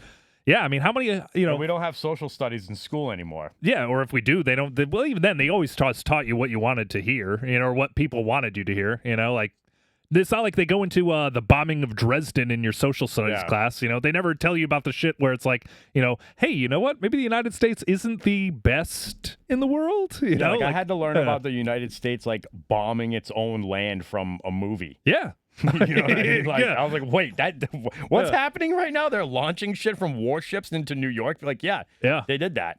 Well, fucking the Vonnegut book, Slaughterhouse-Five, that's all about him being a POW in Germany, and then the United States, like, firebombing the fuck out of a German city that, like, had no military installations or anything. It was just us being like, we're going to murder 80,000 people right now. Just like, damn, dude, that's a bad look, So, yeah. But you're doing it to Germany, and they're like, that's nothing. Yeah, well, yeah, that too. Yeah. Yeah, but the history's filled with fucking shit like that, especially, what we did in the fucking Philippines in, like, the 1900s.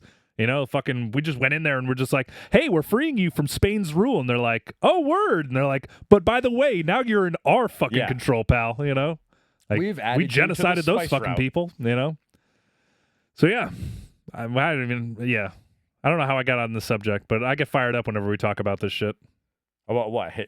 Well, just in general, like history being a fucking bunch of books about dirtbags winning. Well, yeah, I don't know, man. Like, I'm okay with how things are. Just tell me how it is. I'm a fucking grown up. I get it. Like, we have to murder people in the Philippines. Like, all right, well, just don't try to hide it. Don't be a fuck about it. Is all I'm really asking. It's like, own up to the fact that you're a piece of shit. Honestly, that's part of the reason why, if you want to get into a debate with, like, Democrat Republicans, I hate to say it, man, I skew Republican, because at least, like, they're dirtbags to your face. Like, they're just like, oh, no, straight up, I don't give a fuck about anyone else but myself. I'm like, I can kind of respect that, Whereas Democrats will just be like, oh, I care about all of the people, but by the way, I still want to have my Range Rover in my apartment in Boston that I pay $4,000 a month for. It's like, fuck you. Fuck you, At least the Republicans just like, give me your shit now, You know what it is Democrats are like too big of pussies to like just admit they're stealing from you. Whereas like Republicans are the guy in the back alley that are just like, give me your fucking shoes. It's got to be like this. I'm sorry. Exactly. Yeah. Anyway. What were we talking about? I don't know. I'm getting murdered for that episode for sure. Like, I just want everyone to know that if I die in between now and the next filming of our episode, Hillary Clinton killed me. Okay? I just realized I was just scrolling through our little list, and I don't know if we talked about him or not. This new guy that was working at me, but he's just like vaping on the line. Yep. I feel like he's dead. Haven't seen him in 2 weeks. I just realized. What? Maybe he quit. Who? Wait a minute. Who are we talking about? Like this new dude that I had at work. Like they had like a third guy coming in on Sundays to help facilitate like being busy. Yeah. And I was like, yo, this dude doesn't give a fuck because he's like vaping cigarettes and like weed pens just like right there. On the line? Which spot is this? Like the place out in the woods. Okay, yeah. There's no supervision. I was going to say that tracks then. All right. If it was at the airport, I'd be like, this is fucking nuts. Wow. Yo, the people that work at the airport are great. Like, you would never, if they showed you the lineup and you interacted with these people for like little to no time, you'd be like, how do you have jobs at the airport? Because you have to have like a clean criminal record. Yeah. You know? Well, actually, you just have to be never convicted of any felonies. So either these guys, they got good lawyers, or all right, I don't know what the deal is. But like, if you went back there at nighttime, you'd be like, there's no way. Yeah, there's no fucking way. And they just talked. It's crazy. Like, it is literally crazy. Like, I don't know what it is about working there. Like, it's just like what's like the demographic over there? Like, is it like, like, are the people at the airport like straight like, Johnston folk? Or are they like, are you getting like the most Rhode Island representation, or are they kind of like a mixed bag? It's like the Rhode Island people that like worked at the carnival and were like, there's got to be something better. Wow. Okay. Yeah. So like kind of like the creatures of Rhode Island. There's for sure creatures. Like like the day shift is mainly like the people who Zach De La Rocha are trying to save. Yeah. You know what I mean? Like, they're the ones that are fine with waking up at 2:45, 2 o'clock in the morning, working until noon, and having the rest of the day to themselves. But like the night shift that you would call, like the dudes that don't have to be there until like 12 o'clock in the afternoon, like they probably, I don't know, man, they're wild. They're wild boys. Like, they fucking talk shit. They fucking, you know what I mean? It's crazy. Like, no, like, you don't go back there being like, chef, please. Yeah. It's like, listen, motherfucker, I need some fucking French fries. What the fuck? You know what I mean? Like, they only understand like terms of that knowledge. Like, if you go back there, like, can I please have some? They're gonna be like, me, sir. I'm not even fucking listening to you. Yeah. Like, fuck you. That's true though. Actually, I never thought of that, but you kind of do have to.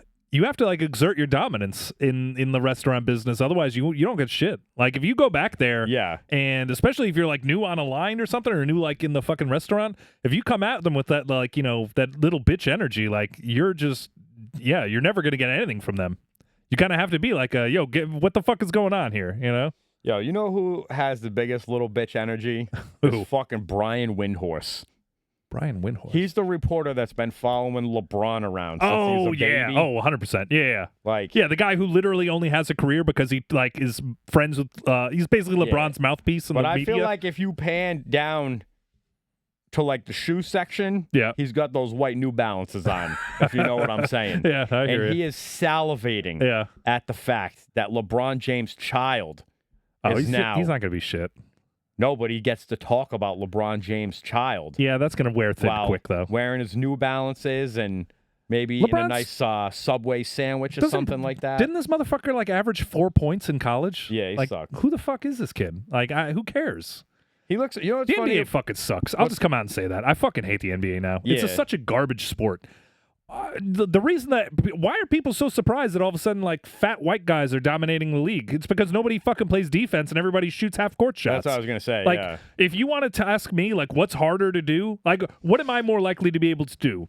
Brennan, can you make a shot from fucking half court, or can you fucking post up with fucking Charles Oakley and fucking score a layup? Like, you could give me a fucking million chances to post up with Charles Oakley. He's gonna fucking dominate me every time. Yeah. I'll eventually hit a fucking half-court shot. Yeah. Now these dudes, like, act like that's impressive. Like, I don't know, man. They've, like, fundamentally changed what basketball is to the point where it's, like, not even a fun sport to watch. It's like what they're trying to do to the NFL. it's kind of what they're trying to do with every sport. They've taken all of like the. They're like, they're just. They've taken all the physicality out of it. Like you just want to see like sweet buckets. Now, yeah. Well, So I tried to watch because my oldest son's starting to get into basketball. He bought a Celtics jersey. My middle son has been into basketball. He's a LeBron fan. I have nothing to do with that, but he's a Laker fan. What jersey did you buy? The purple and yellow, like 8. No, I thought you said you just bought a Celtics jersey. No, I'm saying my middle son was a LeBron fan. So yeah, sorry, I thought that you were talking about it. He bought a Tatum jersey. But yeah, anyway though, so I was kind of like during the NBA run or whatever, the playoffs. I've been watching. I've been trying to watch games with them. It's just fucking. They're terrible. They're terrible games. It's just like one possession, dribble down the court, 2 passes, shoot a 3, offensive rebound, layup.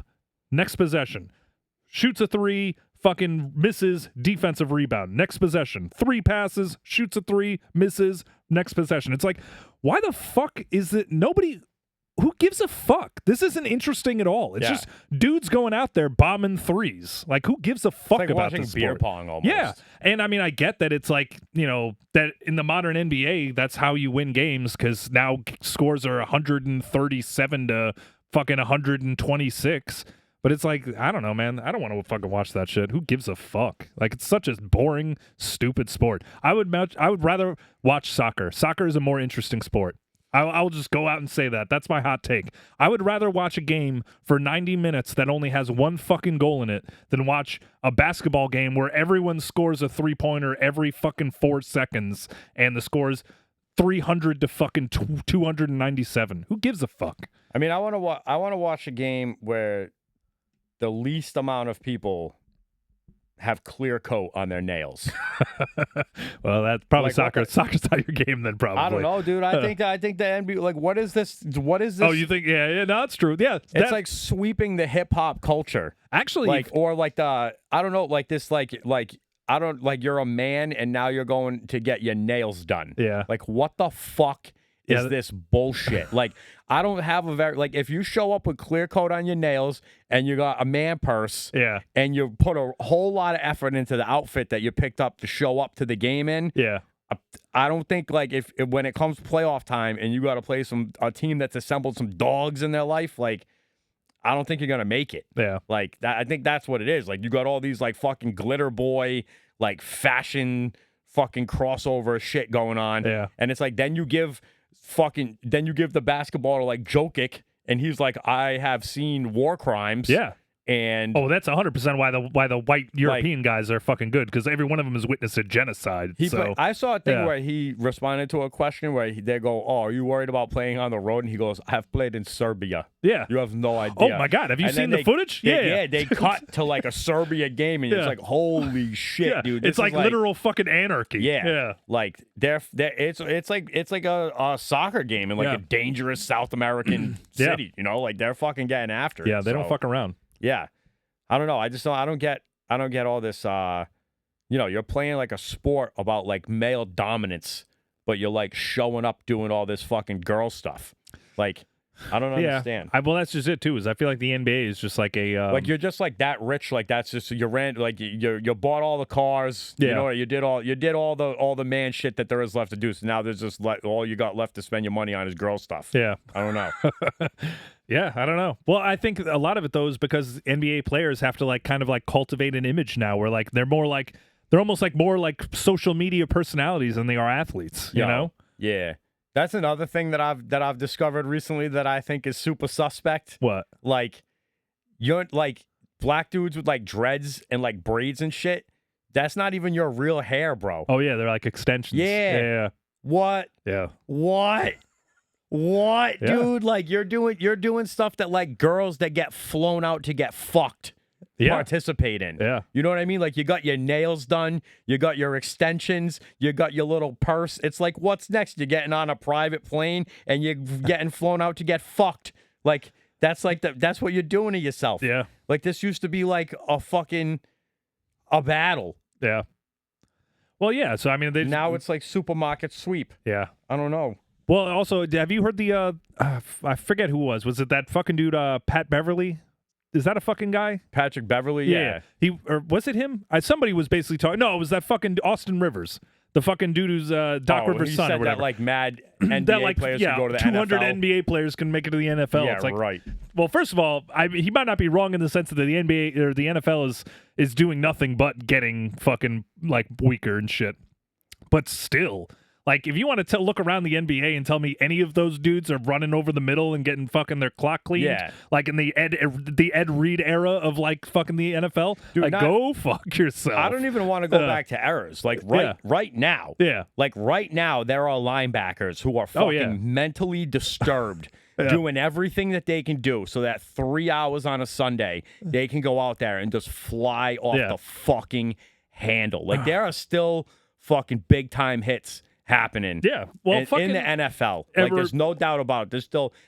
They're handing out fines and shit for them, but they're trying to, like, tailor it out of the league, but there's still dudes out there hitting people. And, like, you're not getting hit like that in basketball. Like, it's just not happening. There's like so many anecdotes of like good basketball players being like, yeah, like I went out for football and I got hit that one time and that was it. I didn't want to play football anymore. I just feel like all these basketball players point to Antonio Gates and they're just like, see, he can do it. And it's like, yeah, Antonio Gates was like 6'7" and 280 pounds and could run a 40 and 4.6. Like, he's a fucking beast. Like, and if you tell me LeBron James wouldn't just fall on his ass the first time somebody fucking hit him even remotely hard and then just spent the next 6 weeks on the fucking injury report, like, go fuck yourself. No way. Dude, the guy gets fucking poked in the eye and he makes it seem like he's fucking Willis Reed coming off the bench on one fucking leg. Like, chill out, dude. Like, I'm sorry you got a boo-boo. Get up and fucking play, you know? Like, there's no way that, like, throughout his life, Antonio Gates' coaches weren't like, just, you gotta calm it down. Like, there's no, like, I wanna go back and look. I bet Antonio Gates played his entire collegiate basketball career in foul trouble. Yeah, you know what I mean? Yeah, like, definitely. That's the type of like basketball player that would like make it like. And also, that's the exact kind of basketball player that doesn't exist anymore. Yeah. So like all of these dudes who say like who point to Antonio Gates as being like the guy who's like, oh yeah, he'll fucking he made it in the NFL. I could do it too. It's like Antonio Gates was playing basketball like fucking. Like the goons used to, you know, like fucking Rasheed Wallace. Could Rasheed Wallace make it in the NBA or in the NFL? I bet you probably could. He could. I think it's more about demeanor. Yeah, exactly. It's more about being a psycho than anything. But if you want to fucking put, I don't give a shit what fucking team you put fucking Klay Thompson on. That motherfucker's getting killed. You know, like no fucking way is he making it in the NFL. No way. You know, maybe if you want to take like Draymond Green, maybe. But like nobody else on that team. You know, Kevin Durant sure as shit not. You know. Dude is built like a fucking Necco wafer. It's fucking rail thin, you know? I feel like if Draymond Green pulled that shit where like he punched a rookie in the face that clearly had no shot of taking him in a fight, like the rest of the team would have beat his ass in the NFL. Yeah. You know what I mean? Like, yeah, not fair. I just think the NFL is a different monster. Yeah. Like even still. And I truly feel like they're ruining it by making it more like just let the people who don't care about life after 50 play football. Yeah. Like let the felons you know what? Let the drugs in. Like, that's what people want to see. They want to see this barbaric. They want to see the gladiators. Like, it's like if you cared so much about it as an average NFL fan, you'd be like funding donations and caring about like what these guys that are like aging out are up to nowadays because they're all just like living horrible lives. Yeah, like they weren't able to stack the money. They weren't able to fucking learn anything about financial literacy. Like they literally just use them up. Yeah. And you know what, spit though? them out. I feel like that's not going to be the case anymore anyway, though, just because there's so much money in play anyway. Yeah. Like, you're talking like dudes like Bo Jackson who had like, a 2.5-year career that was cut short because of injuries and even then, like, when he was only on a rookie contract in like 1988, so he was only getting paid like fucking, $265,000 a year, you know? Now it's like, fuck, dude. Even if you're a fucking... if you make it to your second contract, first of all, your whole family is set for multi-generations. They should be. Yeah. Dude, Antonio Brown just filed for bankruptcy. Yeah, well, who didn't see that coming? That's true. I'm using the outlier on the graph to make my point. Like if anyone was going to file for bankruptcy, and not to mention too, everybody files for bankruptcy nowadays. That motherfucker probably just doesn't want to pay for a fucking Rolex that he fucking got in 2017. So I mean that's not shit. Like. Just because you file for bankruptcy doesn't mean you don't have fucking income sources still coming in, Like, I bet you he still owns, like, fucking 3 laundromats or something. Like, the dudes at that level have such fucking, are so well managed by other people that, like, sure, he filed for bankruptcy, and now instead of being worth, $37 million, I bet you he's only worth like 22. Yeah. Like, he'll be fine. You're not going to see Antonio Brown sucking people's dicks at a bus station, or if you are, it'll probably be head injury related as opposed to like down to his last dollar. That's like a wild tangent that we could go down too. What's it might that? be a thing you might want to watch what you click on when you Google it, but like ex-athletes that have started doing like OnlyFans. Oh, no. Yeah. Is that a thing? Yeah. Like, I can't remember it's like who's like a running back that's like kind of crazy. A running back like, that's kind of crazy? That's all of them, I guess. Like post like. Yeah. What era? Like 90s? Yeah, like 90s running LaShawn backs. McCoy era. Maybe, yeah, well, I was like. going to say LaShawn McCoy would be a good one. I don't think it's like him. Cedric Benson. It could. Shit, I think actually, Cedric Benson's dead, isn't he? I think Cedric Benson's dead. I think it might be LaShawn McCoy that's fucking doing it. Yeah, he seems like the type. Well, he was the one that got busted for like the like sexual harassment and shit, right? Oh, it's Le'Veon Bell. Oh, yeah. That shocks NFL with OnlyFans account. I was going to say, that makes sense, too. So he's just like piping chicks down, getting like paid for clicks. Yeah. Essentially, yeah. I'd be lying. I'd be lying if I wasn't at least like curious about watching that. Yeah. That's like what that dude. Oh my God! I don't know why this like fitted so perfectly. I don't know why it came up today, but me and my wife were. I was leaving the house in my flip flops, and she was like, "You look nice in those," and I was like, "Ooh, you like me in the flip flops? Maybe I'm going to do it black porno style someday. Just wear the socks and the sneakers." And she had no idea about this shit, and I was like, "You don't know about pornos? The black porno? Like you know about black porno dudes with the fucking socks and shoes on?" I don't know about that. Am I like the only one who watched fucking porno in like the 1990s? Like that was the thing. Black dudes in pornos would always wear like white sneakers with socks while like butt naked, just sneakers. No? Nah. God, dude, I don't know. Maybe I'm just like imprinting this on everyone else, but maybe I'm the fucking one that's losing my mind. How have you not seen that? That's your Berenstein Bears. Yeah. I mean, anybody out there who's seen pornos with black dudes with sneakers on, like, make me feel like comment, like, share, and subscribe. Yeah. I don't know, man. That has to be a thing. I can't just be making this up in my head. Like, just black dudes just straight up wearing sneakers every fucking porno shoot. I don't know.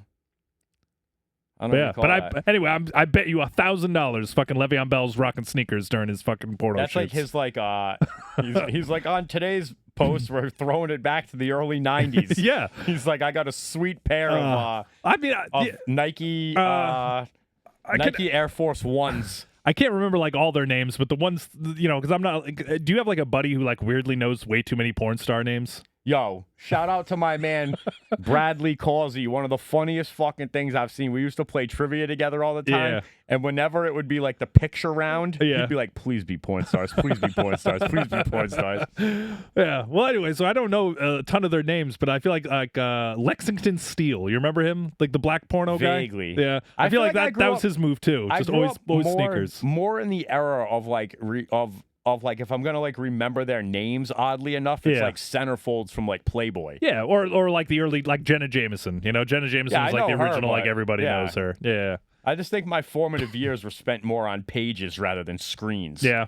So I feel like I remember the in-print ladies' names more than yeah, fair enough. Than the VHSs. Hey, it's different strokes for different folks. I'm trying. I do have a funny story though, where like my first roommate in college ever was from like Korea or some shit. Yeah.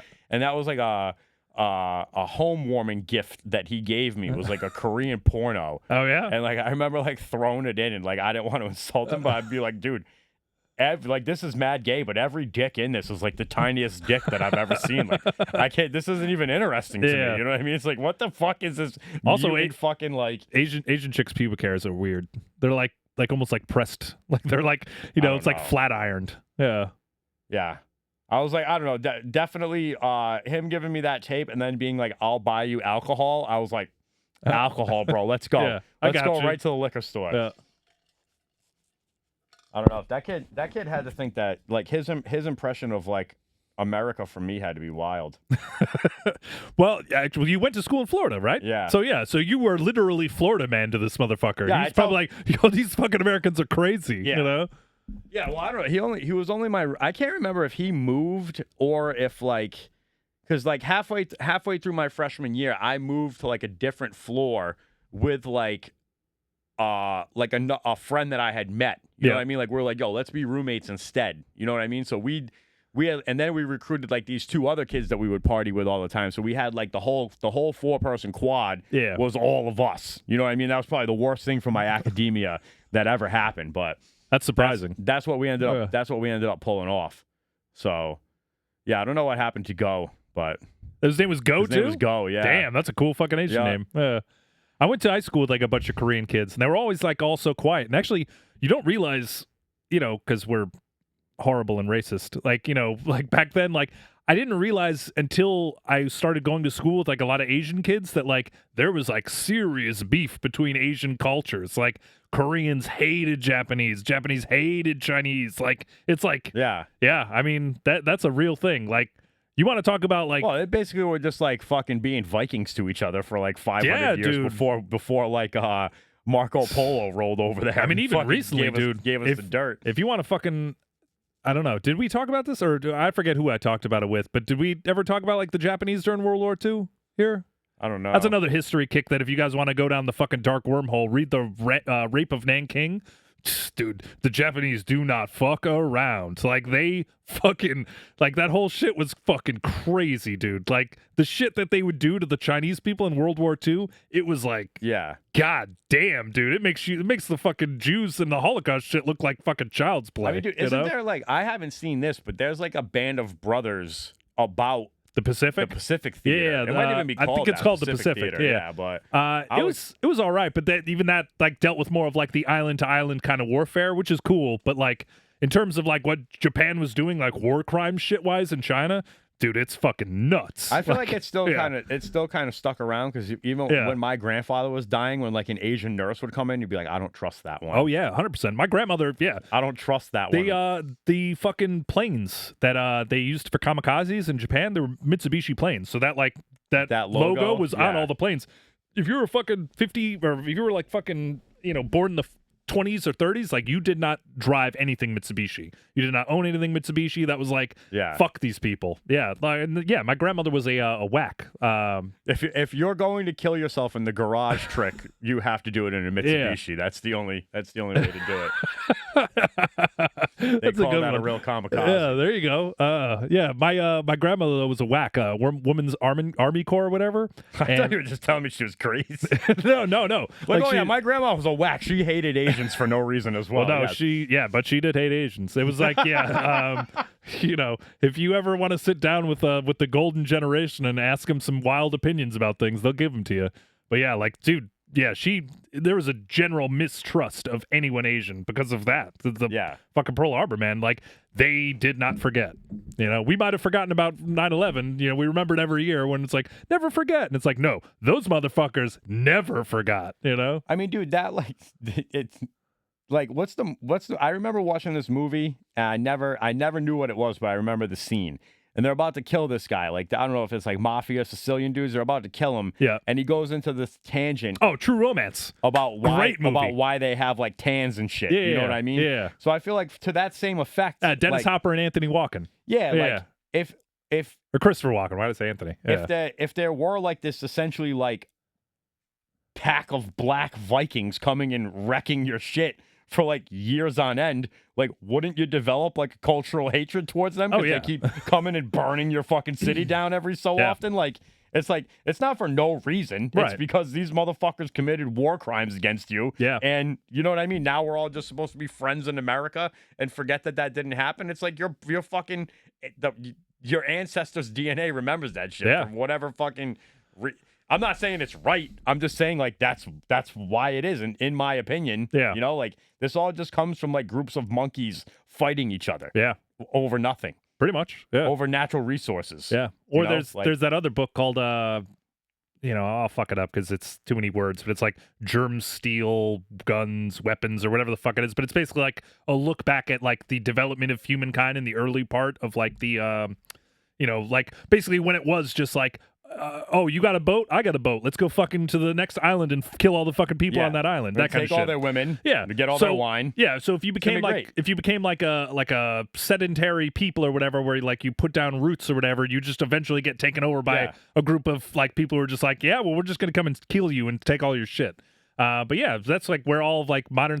That's why it's like one of those things where anybody who's like, well, my people were oppressed and all that shit. It's like, bro, we all descend from the people who cut some fucking people's heads off. Like that's basically how human society began. So if you're here and breathing, chances are you have genocide. Not even chances are. It's like a certainty that somebody you are related to did some horrible shit to end up like being able to propagate the fucking world. We're like we're the descendants of the winners. We are we are the descendants of like a working slave class created by aliens that broke containment.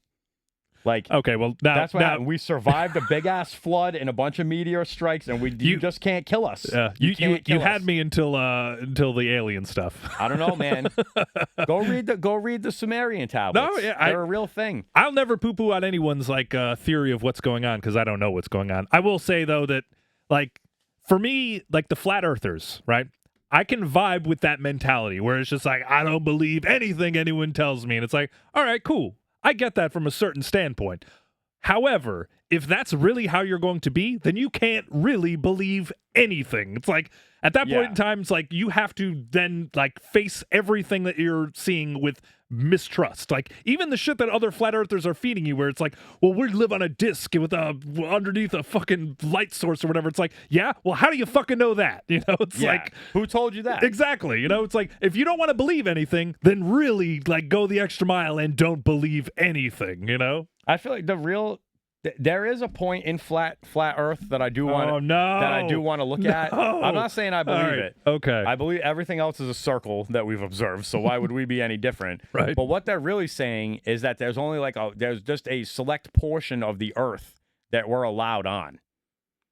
Like, so they're kind of like it's like a sect of like flat earthers that are kind of like, they're starting to use electricity. Yeah. As like who are those guys that don't, the Mormons or whatever? They're like, nah, like a little bit of battery power is all right. Yeah. Right? Like, so they're basically saying that there's like these like ice walls and like you're not allowed to like go past that. So like there's a part of the earth that like humans are allowed to inhabit, and there's a part of the earth that like, the government or whoever the fuck the powers that be, like they occupy that shit. Yeah, but like that's where they're saying it's flat. And then I'm just saying that's an interesting tidbit. But really what they start bringing up flight plans. Yeah. And like, this is what I want to look at. Because if you fly to, let's just say they're not using Pythagorean's theorem on these flight plans. And they're like showing this with geometry and stuff. But I want to get to the bottom of like where their geometry is wrong. Because they're basically saying if you're going to fly from like Japan to like Alaska or something like that, right? And you have an emergency landing. Like the emergency landing is technically further away from the destination than where you're going. So they're showing these things that happen in flight that don't make any sense if the mileage and everything is calculated the right way. All right. Here's my argument though when it comes to this kind of shit. All right. How many times have people like actually gone around the world at this point? Like, we're talking whatever it was. Maybe it was Cortez. Maybe it was Magellan. I don't remember who the fuck went around the world. Apparently your brother was trying to correct us. I still don't care. But at this point in time, like, there have just been, like, straight up, thousands of, like, just flight, fucking airplane pilots, just random dudes named Ted who have now flown around the world, right? So are we to believe, then, that, like, every dude who has, like, flown from New York to fucking Europe, to England, then from England to Singapore, then from Singapore to Japan, and then from Japan to fucking Alaska. Like everybody who has ever done that is just in on it somehow. Like what are we trying to say? At this point in time, it's like we've seen, but they're navigating the map that's been given to them. Yeah, but the map, like, they can't. And it's not like you only have a certain amount of fuel. It's like you have to complete this trip as like. But they've gone around the world, so it's like. But they think that they've gone around the world. Well, they've finished in the same place that they started. So. So what?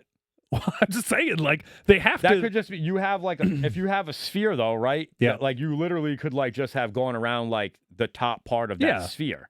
All right, so fine. So now all of a sudden, but we have pictures from space of the fucking Earth and the polar caps and shit. I'm not trying to reject. Yeah. I'm not trying to support flat Earth. I'm just trying to say they present interesting mathematical equations when it comes to these flight plans. I'll have to show you. Like, it's just something that you're like, oh fuck, like that doesn't make sense. Like, I'm not explaining it in the right way. Like, they show you a flight plan where you're like, if you were trying to do this in the least amount of fuel and the least amount of this and that, like, why doesn't it go from here to here? Why does it go like this? Yeah. You know what I mean? They're just like using... Well, it's because because it's a globe. And actually, the thing you don't think about, though, when in terms of like, all right, I'm taking off in Los Angeles, right? And I'm flying to New York. Well, the fucking Earth is spinning still. So, like, it's one of those things where it's like, you're kind of like, you're not hitting you're not stopping the world and then flying to there. It's like there are other things that are kind of, it's the same shit when like they're trying to like fly to the moon or whatever. When they're charting the moon, they're not flying to the moon, because if they did that, then they're just chasing the moon. You're never going to get it. They find a point in time where the moon is going to be, and then they fly to that point. You know what I mean? Theoretically. So like, well, yeah. Right. Jesus Christ. So anyway, so they fucking fly to this point in space where there is nothing, knowing that the moon will eventually get there when they're there, right? So it's got to be the same kind of thing where it's like, all right, if you look at it on a map, you see like the line and it's curved. It's like, well, you have to take into effect like jet streams. You have to take into effect the fact that the Earth is spinning, like there's other factors than just like, there's massive distortion when you try to take a globe and put it onto a 2D piece of paper. Yeah. Oh, yeah. So yeah. It's probably something to the same effect. Exactly. Just trying to say, I'm trying to find the point to where I'm like, this is why this doesn't work. Otherwise, I'm still very interested in these flight paths presenting something being sketchy with the norm that we've been told. That's all I'm saying. Well, all I'm saying, though, is that to what end would that be? Like, why would they be hiding this area of the world from us? Because right now, like... Because we're just... All right, so you want me to get into it? All right, yeah, give it to me. My theory is that it all happened in World War II. World War II, there were no winners. They just decided to create a breakaway society based upon what they had found. They found some type of, like, archaeological shit in Antarctica, and they just decided, we're gonna stop fighting amongst each other, and, like, all the most powerful people with access to like war boats and all this shit, they're like, all right, we're going to start doing this now.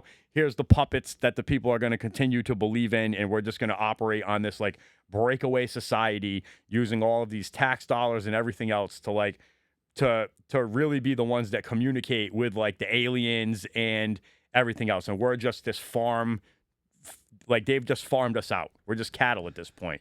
And it really is like the 1%, 5%, whatever the number is. Like, they're just out there doing all of this shit. Like, we never stopped going to the moon. We never stopped developing the space race. Like, they're using all these billions of dollars that they tax us in these $20 million toilet seats and stuff like that come out to just further their grip on everything. Yeah. And, like, leave us behind as, like, the terrestrial cattle that we've always been. Okay. Can I ask you a question? Yeah. What's in Uzbekistan right now? I don't know. Exactly. So, but we know Uzbekistan exists. So why wouldn't they just tell us like, no, don't worry about it. There's nothing over there. Like that's all they have to do. Isn't that way easier than concocting? Well, why can't you do anything in Antarctica? Well, because you can't move to Antarctica, no matter how rich you become. Like you're not allowed to move. You can't like buy property in Antarctica and start just doing whatever you want to do. Yeah. Well, all right, that's fine. That's because it's owned by governments around the world. Why is there a because they can. The only thing that we can agree on as a people is that there's a worldwide treaty that no common man can build anything in Antarctica. Yeah, we can't settle a 5,000-year dispute amongst Jews and Arabs, but they're willing to come together and be like, okay, nothing in Antarctica. That's fine. Yeah, I mean, I'm sure it has something to do with oil. It's got something to do with that. Yeah, it has something to do with rich guys fucking keeping us from fucking living the American dream that they've strangled out of our Antarctica gets down to like negative 50 degrees. If that's the American dream, like you can have it. I'm just saying, why can't you go there? That's why. No, it's not. It's not because you shouldn't. It's because you can't. All right. So why can't you? I'm sure if I Google, why can't you go there? All right, I'm sure if I Google it, I could figure out some way of like, that makes sense. Dude, there's why? It's probably just those fucking assholes from Tennessee named Billy Bob can't freeze their ass off in Antarctica. You know that there were giant Nazi and American missions to Antarctica during World War II, right? I did not. There were. Both of those parties led crazy, like, expeditious. Yeah. Up to, so if there's nothing up there and you just die. Well, it's down there, but yeah. Whatever. Why? Yeah. You know what I mean? And there's all these other things like, the climate of the earth ebbs and flows. Like the Nile didn't always used to be a desert area. It used to be a lush rainforest. And the same thing with Antarctica. So like 13,000 years ago when that thing wasn't stacked with ice, what was going on down there? Like there's evidence that there's, like, conspiracy theorists have pointed out evidence of pyramids existing down there, like evidence of like Google Earth photos supporting conspiratorial type things happening. You gotta look into it, man. All right. But I just think that's my take on everything. Like all of these, the politics, the sports, like they're all just distractions. So you keep fighting amongst. So that way we just never find out what's going on in Antarctica. Not Antarctica, but what's going on with like the 1% of the breakaway civilization that's dealing with the other civilizations in the solar system. Yeah. All right. Hot take. That kid Marcano got busted for gambling on baseball strictly to cover up the findings of archaeological sites in Antarctica. Yeah. Because the guy from the land of Chem went on the Danny Jones podcast and busted open what the Giza Plateau is really all about. Okay. All right. Yeah. All right, thanks for joining us for another episode. Got 6 in the books.